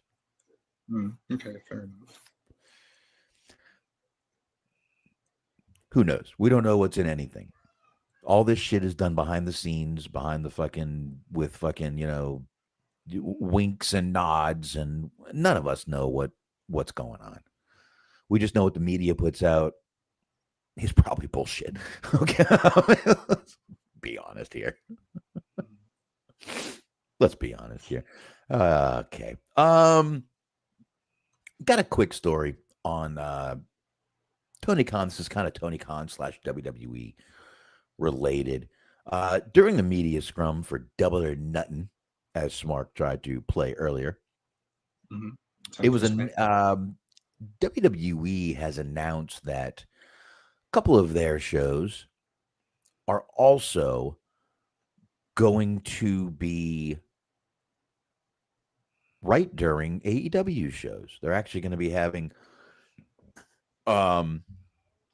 it's actually WWE is having a show on July 12th and 13th, including a NXT premium event and Saturday night's main event, which is a TV event. And they're saying that could very well be a retirement match for Goldberg to really put it over. And it's going to run opposite AEW's All In, which is running, I believe, on the 12th. So he was asked at the press conference, you know, he was told about it, asked, how do you feel and how do you think you're going to fare against WWE? And they really just said other companies. They didn't say WWE. Asked about other companies scheduling shows. And he had a pretty simple answer. I'm not going to lie. He said it's pretty consistent. I'd say the most event head-to-head scheduling I've seen since Jim Crockett Promotions saw a lot of scheduling went that way. And I can tell you this will go a lot differently than they did. He's basically very confident that he's going to be okay. And I think they will be fine. They're going to get their hardcore people. But this is something that WWF used to do to Jim Crockett Promotions all the time, especially back when Crockett Promotions held Starrcade on Thanksgiving for years and years and years. Then suddenly, Vince McMahon launches Survivor Series in 1987. Pretty much takes over. We all expect Survivor Series around Thanksgiving.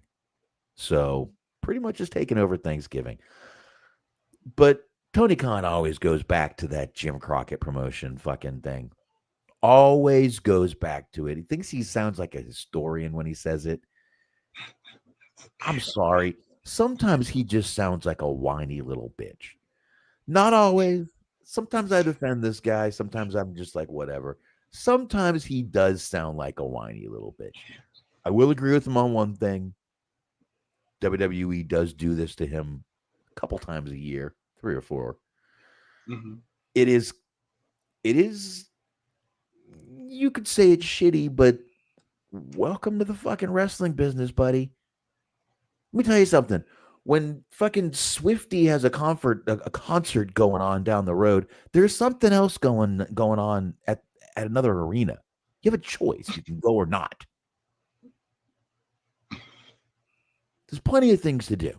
So this happens. Welcome to show business, Tony. So in this scenario, are you saying the WWE is the Taylor Swift of wrestling, or are you saying that AEW is the Taylor Swift of wrestling? Tony Swift. Now that's an interesting idea. That's what There I is, isn't it? That's a very interesting one. But I mean, it's like, listen, it's like when a movie comes out. It's not the only movie to come out. Okay, there we go. I was waiting for it. Like the joke wasn't coming to my head, and I finally had one. You said when there's a Taylor Swift concert, there's something else going on in town, and the first thing that came to my head was just all the dogs at the shelter howling. Well, there's that too. You can go check that out if you want. Well, look, like I'm saying, when a movie comes out, other movies come out too. You choose the movie. You can be excited for one. I'm personally excited for Ballerina coming out on June 6th. Part of the John Wick series. Fucking can't wait to see it. But it's just, I don't know. I mean, I get what you're saying. It's well within their rights to do it, but it also does kind of seem like it's a bit of a dick move on their behalf to like specifically move shit around, to shuffle the dates of your events to counter program. AEW is a little bit lame when, like, for a company that like kind of hates wrestling to try to monopolize it is just a strange move. It is. And I really think he gave about the best answer he could give. No matter what answer he gave, it was going to get trashed. No matter what he did. He gave about the best answer you could. He could have left the Crockett shit out of it. He really could have just said, we'll be fine, and left it at that. I love Jim Crockett Promotion so much. I've hired one of his in-laws. He's going to be on our creative team. He has the WCW Nitro sign in his kitchen. In that warehouse. Mm-hmm. No, my daughter's crying again. You're right, though. I mean, no matter how he answers the question, he's like, hey, I don't care. It's like, well, you're stupid. They're trying to fucking, you just acting nonchalant or what? And if he's like, hey, fuck those guys. Like, oh, you're a crybaby. Like, you don't win with that question. Let's face it. No one can win anymore with any question. Anything anyone says can be criticized or praised. It all depends on who's looking at it. So, yeah, he was fucked either way, but I think he gave about the best answer he could probably give there. Like I said, I personally would have left the Jim Crockett Promotion. I would have just said, basically, look, we're going to be all right. WWE has the right to do whatever they want to do. They can put, look, weekends are big for all of us, especially in July. So, it's summer. Kids are out of school. Fun time. Plenty to go around. But Tony Khan likes to sometimes be that little whiny bitch that likes to bring up other promotions to be this historian. Enough. Why do I smell bleach? I smell bleach. Someone's cleaning out there. Or they spilled bleach. So to continue on some Tony Khan talk, not that I really want to, but we will. Jim Ross on his wonderful podcast, Grilling with JR, or Grilling JR, was talking with, of course, Conrad. And they kind of got talking about the Jack Perry situation and everything. And the question was asked to him, kind of how Tony Khan takes care of things and this and that. And, obviously Jim Ross did go for surgery just a while back for some cancer that was found. He is cancer-free as of now. This was last week he went in. He's good now. He actually posted that, I believe, today. But ahead of his surgery, he got a phone call from Tony Khan. And he kind of comments on how Tony Khan can sometimes be too friendly, which we've talked about, Smart. You can be friendly to the guys, but there's a time where you got to fucking put your foot down. That's what a boss does.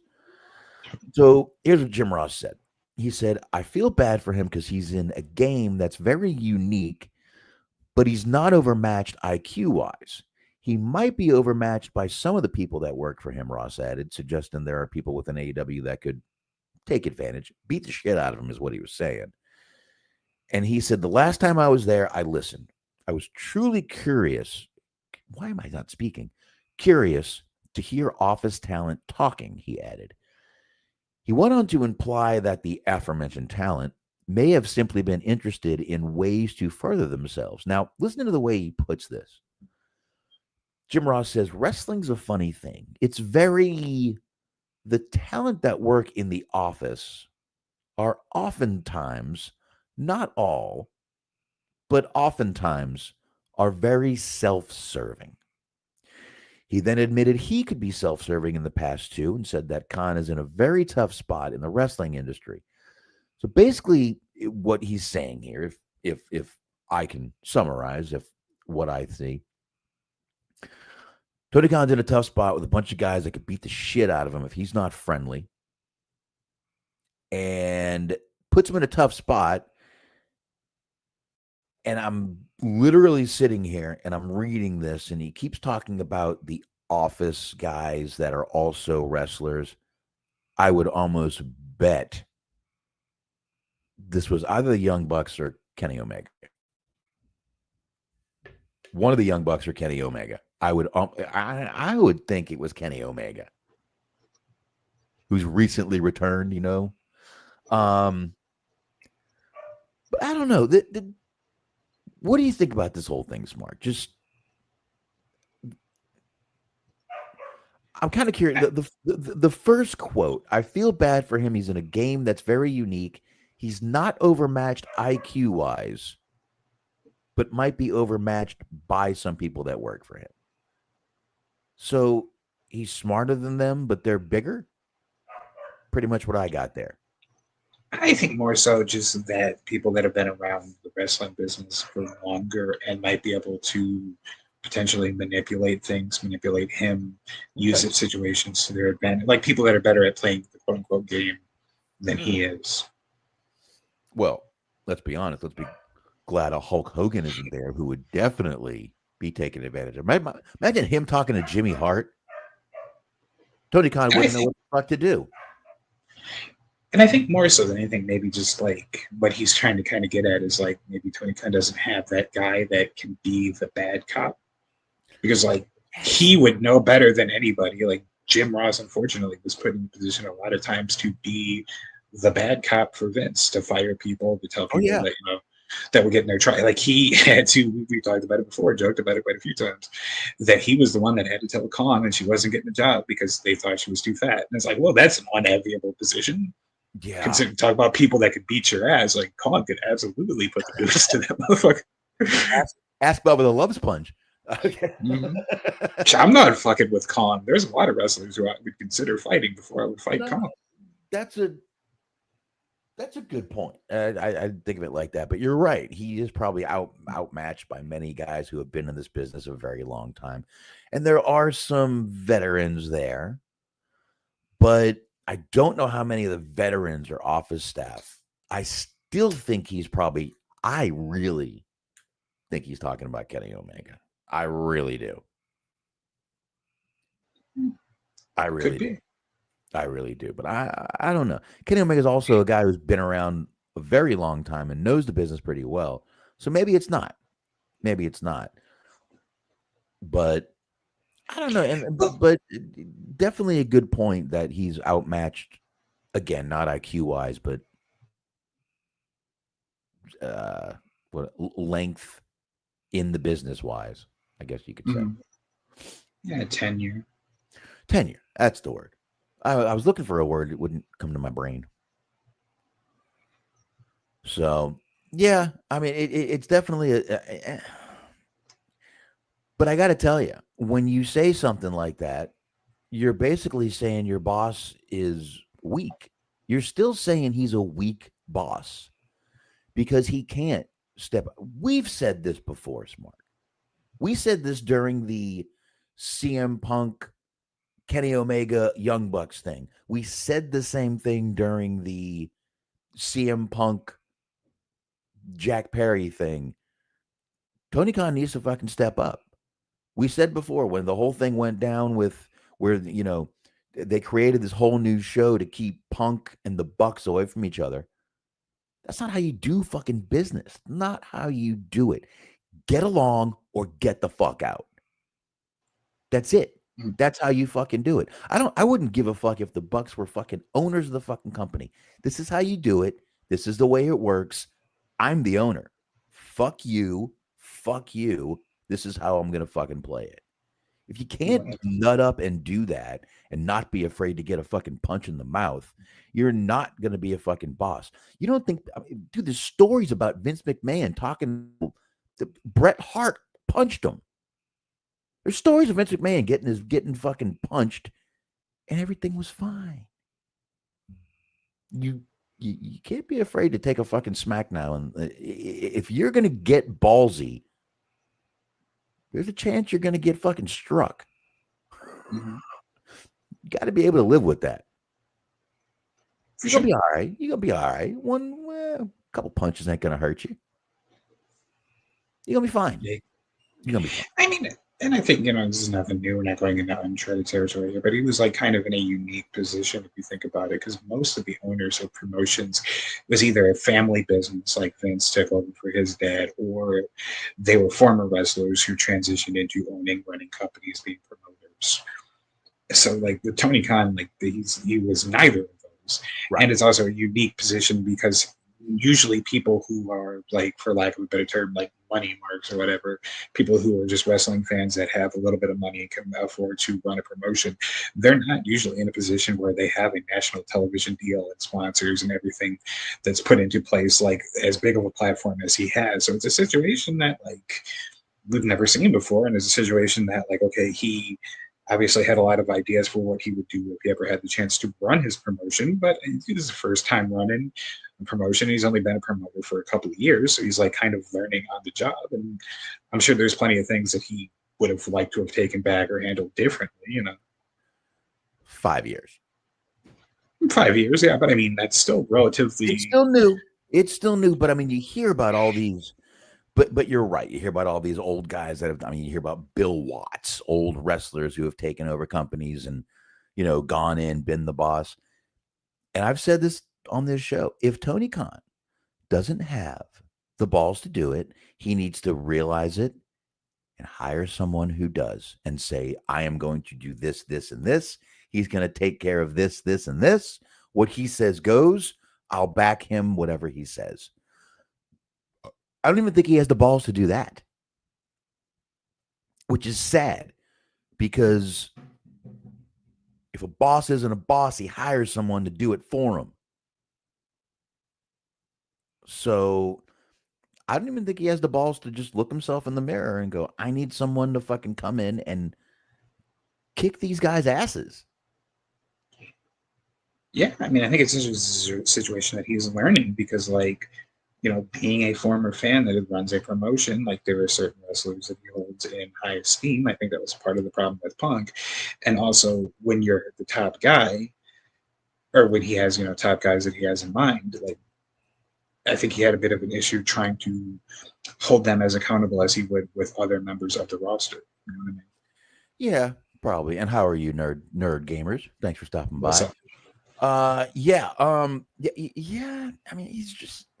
Which, I mean, all goes back to what we're talking about is he needs somebody there that can be the backup, like get somebody to be the backup. Yes. Which I mean, they had fucking Christopher Daniels like head of talent relations, and I think that just people didn't pay attention to him or whatever. Like there was a story of like just people just not caring about anything he had to say, and it's like, well, fuck.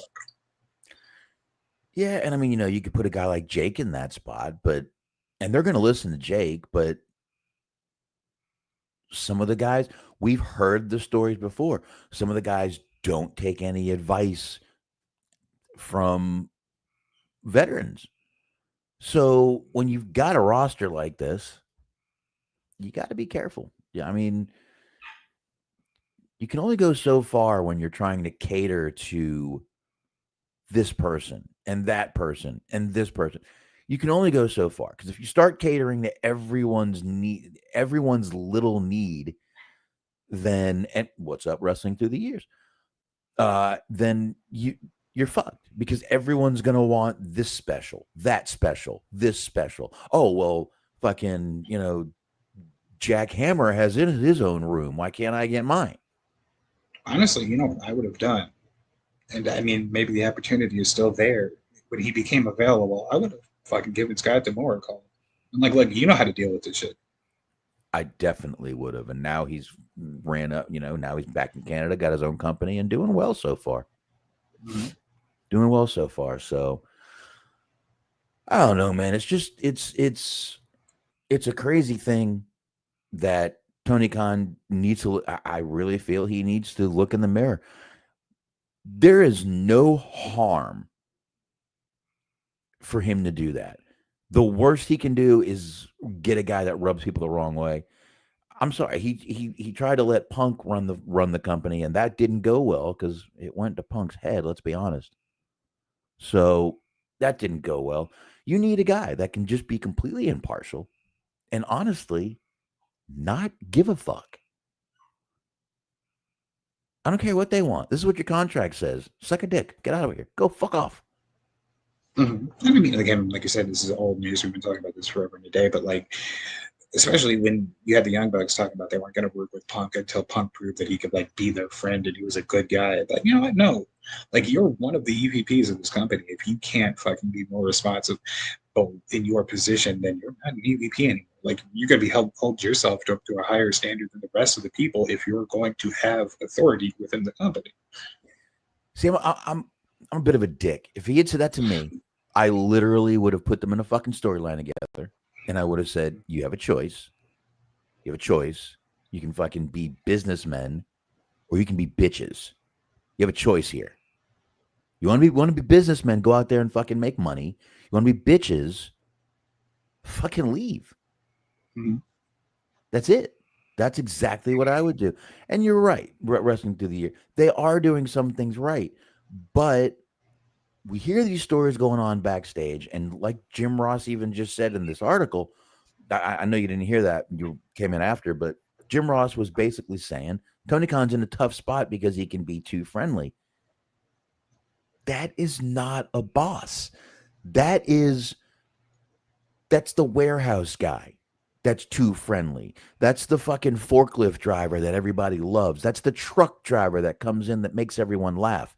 That is not the fucking boss that'll put you in your place when you need to be and run the fucking company the way it needs to be run to make what? What's a company there for? To make money. And that's it. Bottom line. It's all a company is there for, to make money. So, I don't know. It's just, and yes, we have, I agree. He can be too much of a little fanboy, as wrestling through the years says, but if he can't. And to be fair, I just want to throw it out there. Like he was saying that AEW does good stuff. I think it mostly does good stuff. I like a lot of what they're doing, sans the fucking god awful Death Rider storyline. But hey, whatever. Like I enjoyed the pay per view. I enjoyed most of Dynamite yesterday. But we're just talking about addressing what Jim Ross said, like how he, how I might have gotten to that conclusion, why he might feel that way. Mm. And like I also, to your point, I feel like you can be both. Like I have worked with bosses who would like go out drinking with the employees and like hang out and be cool. But then like if you showed them any form of disrespect, your ass was out of it. It's like it'll be your friend, but if you don't comply, if you don't do your job, then you don't have your job. Like you can be both. Yeah. Yeah, you can. Yeah, you can. I think that's Boxman. Daniel. Oh no, that's Eric. He said Boxman. That's Eric. That's Eric. And you're right though. But I mean, it's just Jim Ross was very nicely trying to say Tony Khan can be a pussy, is what he was nicely saying. And you just can't fucking do it. You just can't do it. And you know what? I've been that guy that went out drinking with my guys, that went out doing this, doing that when I ran a warehouse. But when they fucked up, I let them know they fucked up. You know, I luckily I've only had to fire a handful of people in my lifetime, but it ain't fun. But it's part of being the guy you want to be. It's part of being an adult, honestly. First of all, I mean, it was weird when I was 17 years old running in high school and having to fire people. That was weird. But I was the manager of a place. I had to do what I had to do. I was doing oil changes. So euphemism? What? So euphemism? No. Oil changes? Literally changing oil in cars. That's what I did during high school. That was my job. Touch the Midas touch. Oh. The only good part about this job is we were in Boca. As I said, we were in Boca Raton. And right across the street was, I believe it was called Broken Sound Athletic Plaza. It was a huge gym. And the whole front of the building was glass. We may or may not have had binoculars. Mm-hmm. May or may not have. We'll just say that. Eric says, I don't have it in me to fire people. That's why I couldn't be a manager. And some people can't, and that is fine. It is. It is not a bad thing to not want to tell someone that they have no income. It is not a bad thing.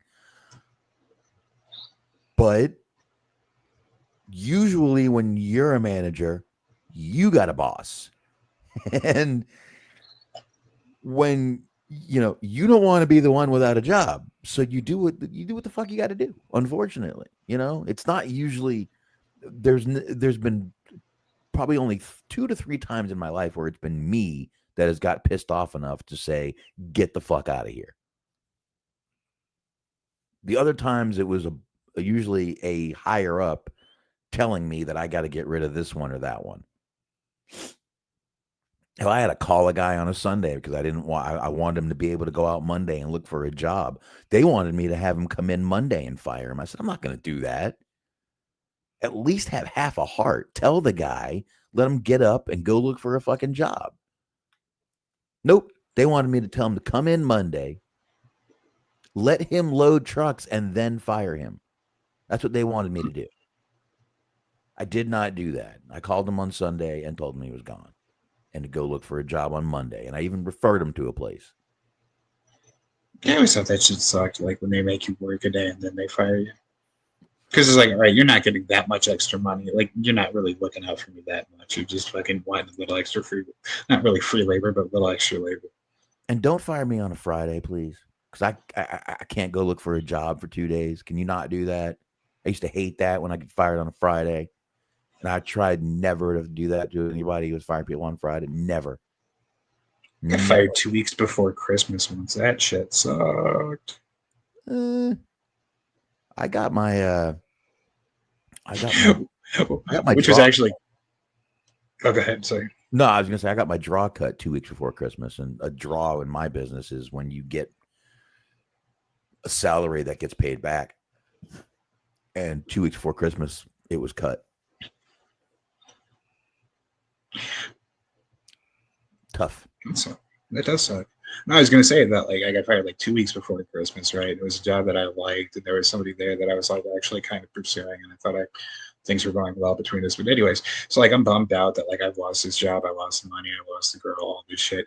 I had bought a bunch of liquor beforehand, so I was like, all right, well, I'm gonna get drunk anyway. I was sitting there like drinking a fucking Four Loko Gold, and I was like, there's nothing gold about this moment. Like, this is one of the worst. This is one of the worst times of my life. This fucking shitty alcohol is really only making it worse. Yeah, I did not like Four Loko. None of them. I was always bummed out that I never got to be on the ground room floor for like the original Recipe for Loco when it was actually like alcohol energy drink, and then they took it out because like fucking college kids kept dying, which like most rational people would be like, yeah, okay, that makes sense, get rid of it. I was like, oh shit, this is killing college kids. I need to try this. Yeah, now they're making these concoctions with alcohol, but they're putting liquid IV and other stuff in it so they don't get hangovers in the morning. Fucking brilliant, these goddamn chemistry kids. That's good shit. Yeah. Did you ever see those like the mixed drink like kits that they have out now? Or, like they sell them at like the liquor stores where it's like a Ziploc bag and it's got like 2 shots of this and that and then like a mixer, which like they end up upcharging you because you're probably paying about $3 or $4 more than if you actually just bought the ingredients yourself. But hey, it's kind of fun. Yeah, if you literally walked around and, you know, bought the vodka, bought the vermouth, bought this, you could have like 20 more drinks. But hey, $9.99. What the hell? Yeah, this is a hard sell for me. Is like, okay, I'm gonna pay fucking $10 for like 2 shots of Crown Royal and like fruit punch, when like really the vodka I'm buying is probably about $13 or $14, and you get a whole bottle. And it's like a fucking handle too. It's like the $175. Oh, geez, yeah. Well, liquor's kind of expensive out here. I gotta. Oh no, I just buy really shitty liquor. Is what I'm saying. Is I used to buy the fucking what is it? Not the Pinnacle. Like the Aristocrat, which is the most ironically named vodka ever. The fucking like the Taka shit like that. Plastic bottle. Oh, absolutely plastic. Oh, don't go plastic bottle, Smart. Don't go plastic bottle.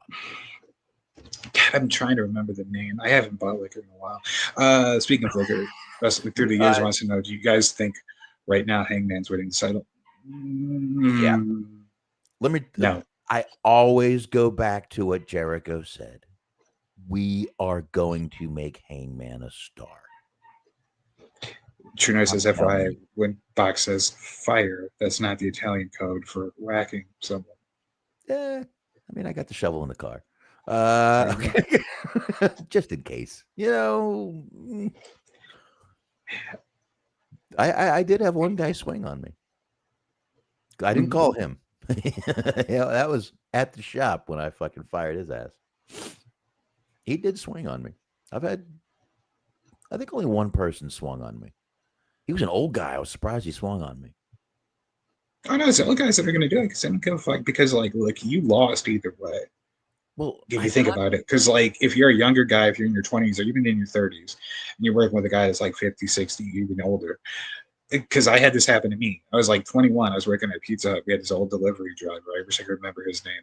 But like, I don't even know what I did. I just asked him a question. He like fucking flipped out on me. And I was about to be like, you know what? I'm about to fucking check your old ass. But then I was thinking about it. And I was like, all right, one or two things happens.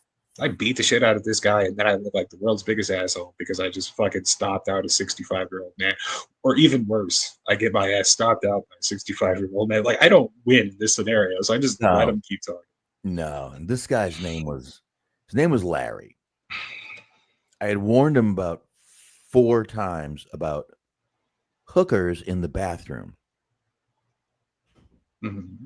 And I caught him a 5th time. I mean, she was walking out and he walked out like nothing was going on. And I'm like, dude, this is it. How many times am I supposed to fucking warn you? My father, the owner of the company, sat him down and warned him. And the next day, this motherfucker, I said, you are literally telling my dad, fuck you. I'll do what he's telling the hooker, fuck you. Well, you should have seen her. Also, to be fair, was there like any policy on the books that stated that you couldn't fuck during work hours?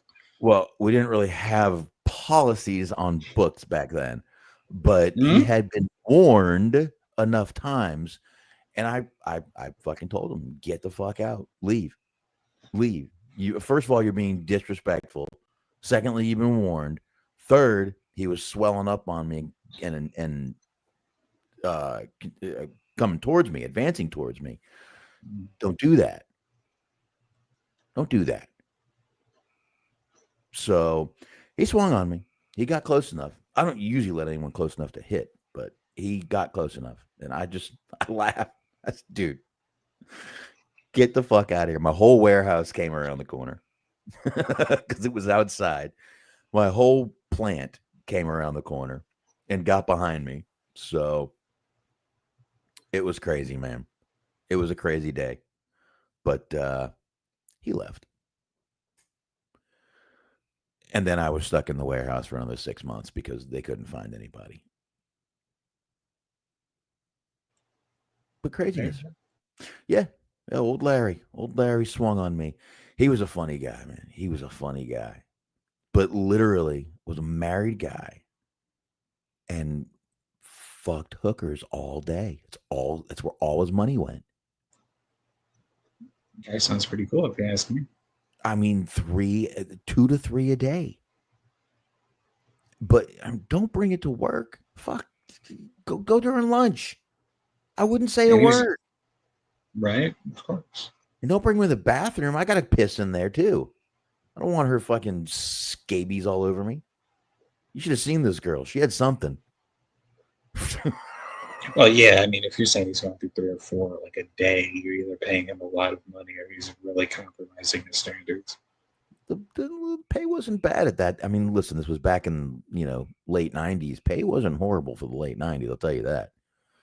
But craziness, man. Now, let me ask you a question, since you're more abreast with current events, and I know we like to avoid politics here, but do you think the tariffs are going to affect the prices of hookers and or escorts? Of what? The tariffs. Do you think they're going to compromise? Are we going to see an inflation amongst the escorts and sex workers, hookers, escorts? If we're importing them from China, absolutely.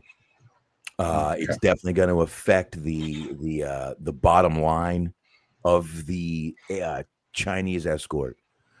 But if we can, bottom line, not just the price of payment. Not just the bottom line.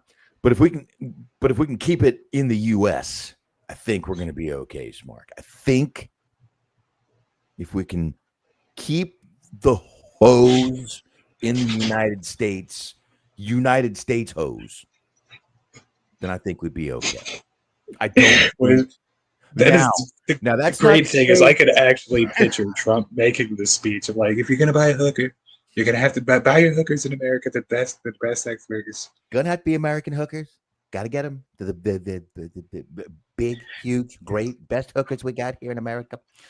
They're great. They've never done donkey shows unlike the hookers in Mexico. They're the worst. Never. You never know those Mexican donkey shows. You know those bad boys.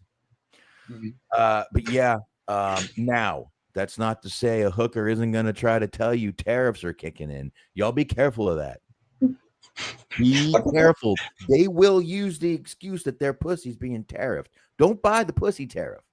I have not seen a pussy tariff yet. No, it's coming.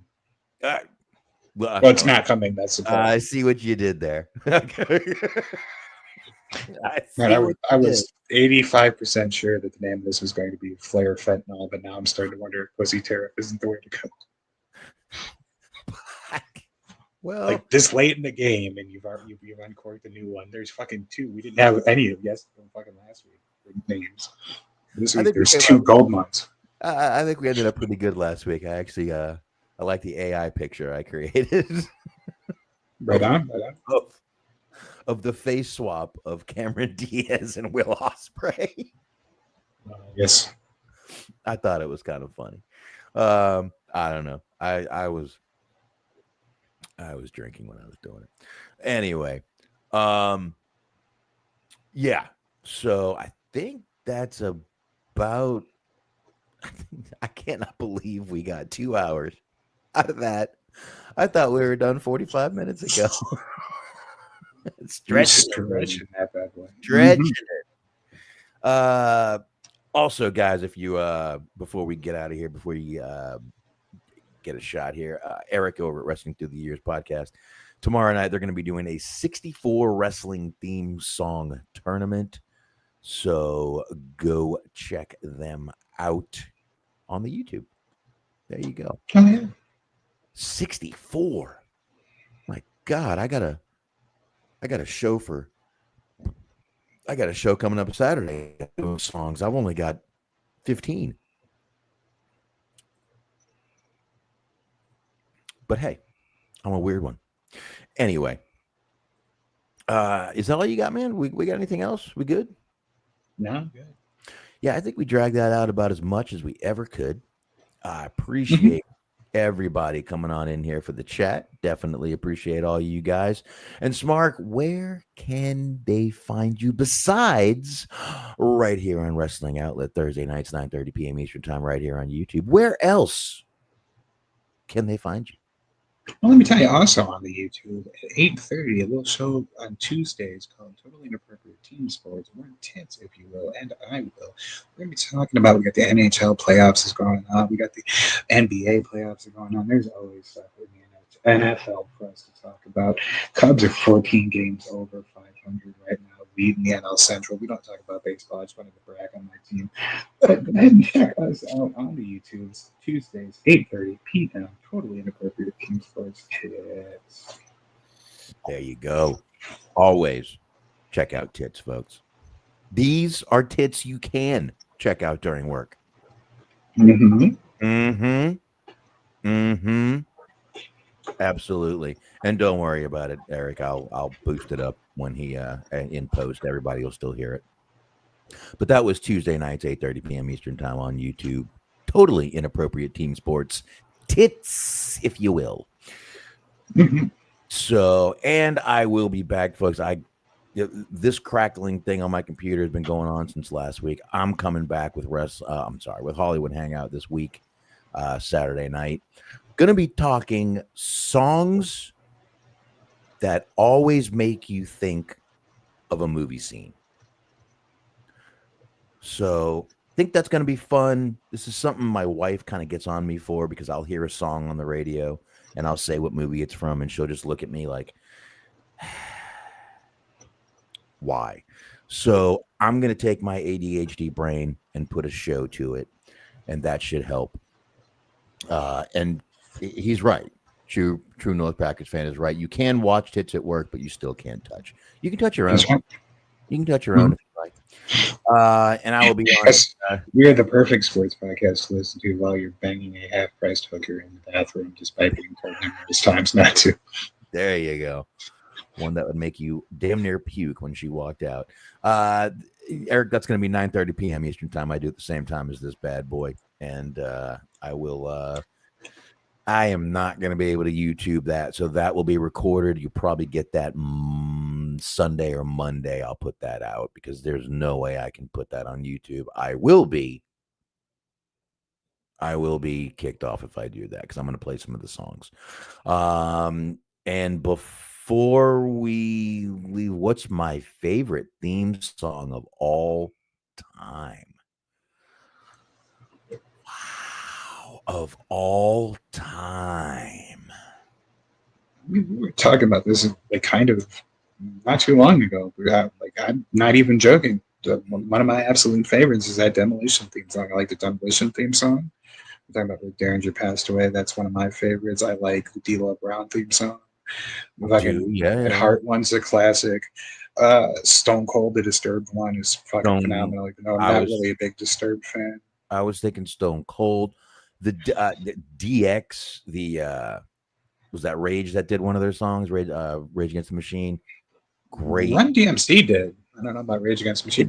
They had like a knockoff Rage Against the Machine that did the Jack Swagger theme song, but there was like a sound-alike band. It was that. Orton is a very good one, as Eric just brought up.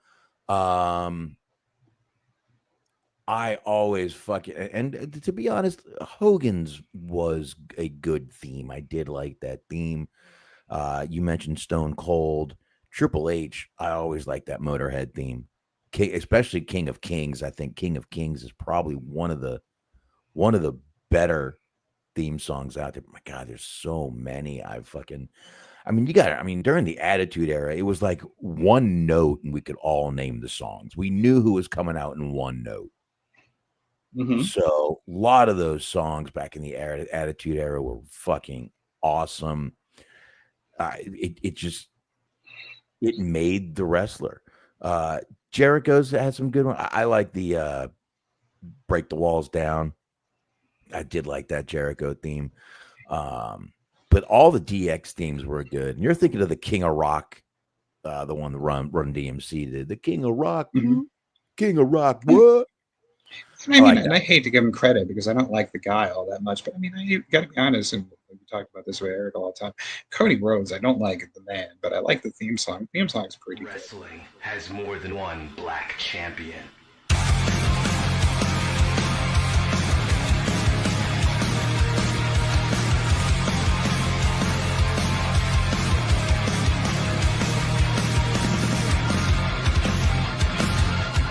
There's melanin in his soul. Negro icon Cody Rhodes doing it. Okay. Edge did have a good song. I did like Edge. I like the Ron Zombie one better. Well, that's the one he still has. My God. I know it's not. No, the Alter Bridge. Alter Bridge. That's right. I like the other one. I like the Rob Zombie one, which was God, I forget now. So many good themes, but like I said, most of the ones you go back to that Attitude Era, and just as soon as those one note, and we were like, "Oh shit, it's whoever it was." We knew it says All American Boys. The fucking Rizzo's theme. We're all American boys. There you go. American males. American males. American males. Same fucking words over and over and over. Jim Johnston, what did you do on that one? No, that wasn't his fault. That was WCW. That was fucking Jimmy Hart. Yeah, you're right. It wasn't. Taker, I gotta tell you, man, I loved the Rollin' Limp Bizkit Taker theme. I thought that was cool as fuck. I did. I liked it. Most of been a lot of good themes over the years, man. On this fucking hard drive, I've got about probably 700 of them, and I can't fucking access this drive. That'll be my next thing I try to do is get that drive working. So anyway, folks, I think we've got everything good to go here. We are going to get out of here. We stretch this show as far as we can stretch it.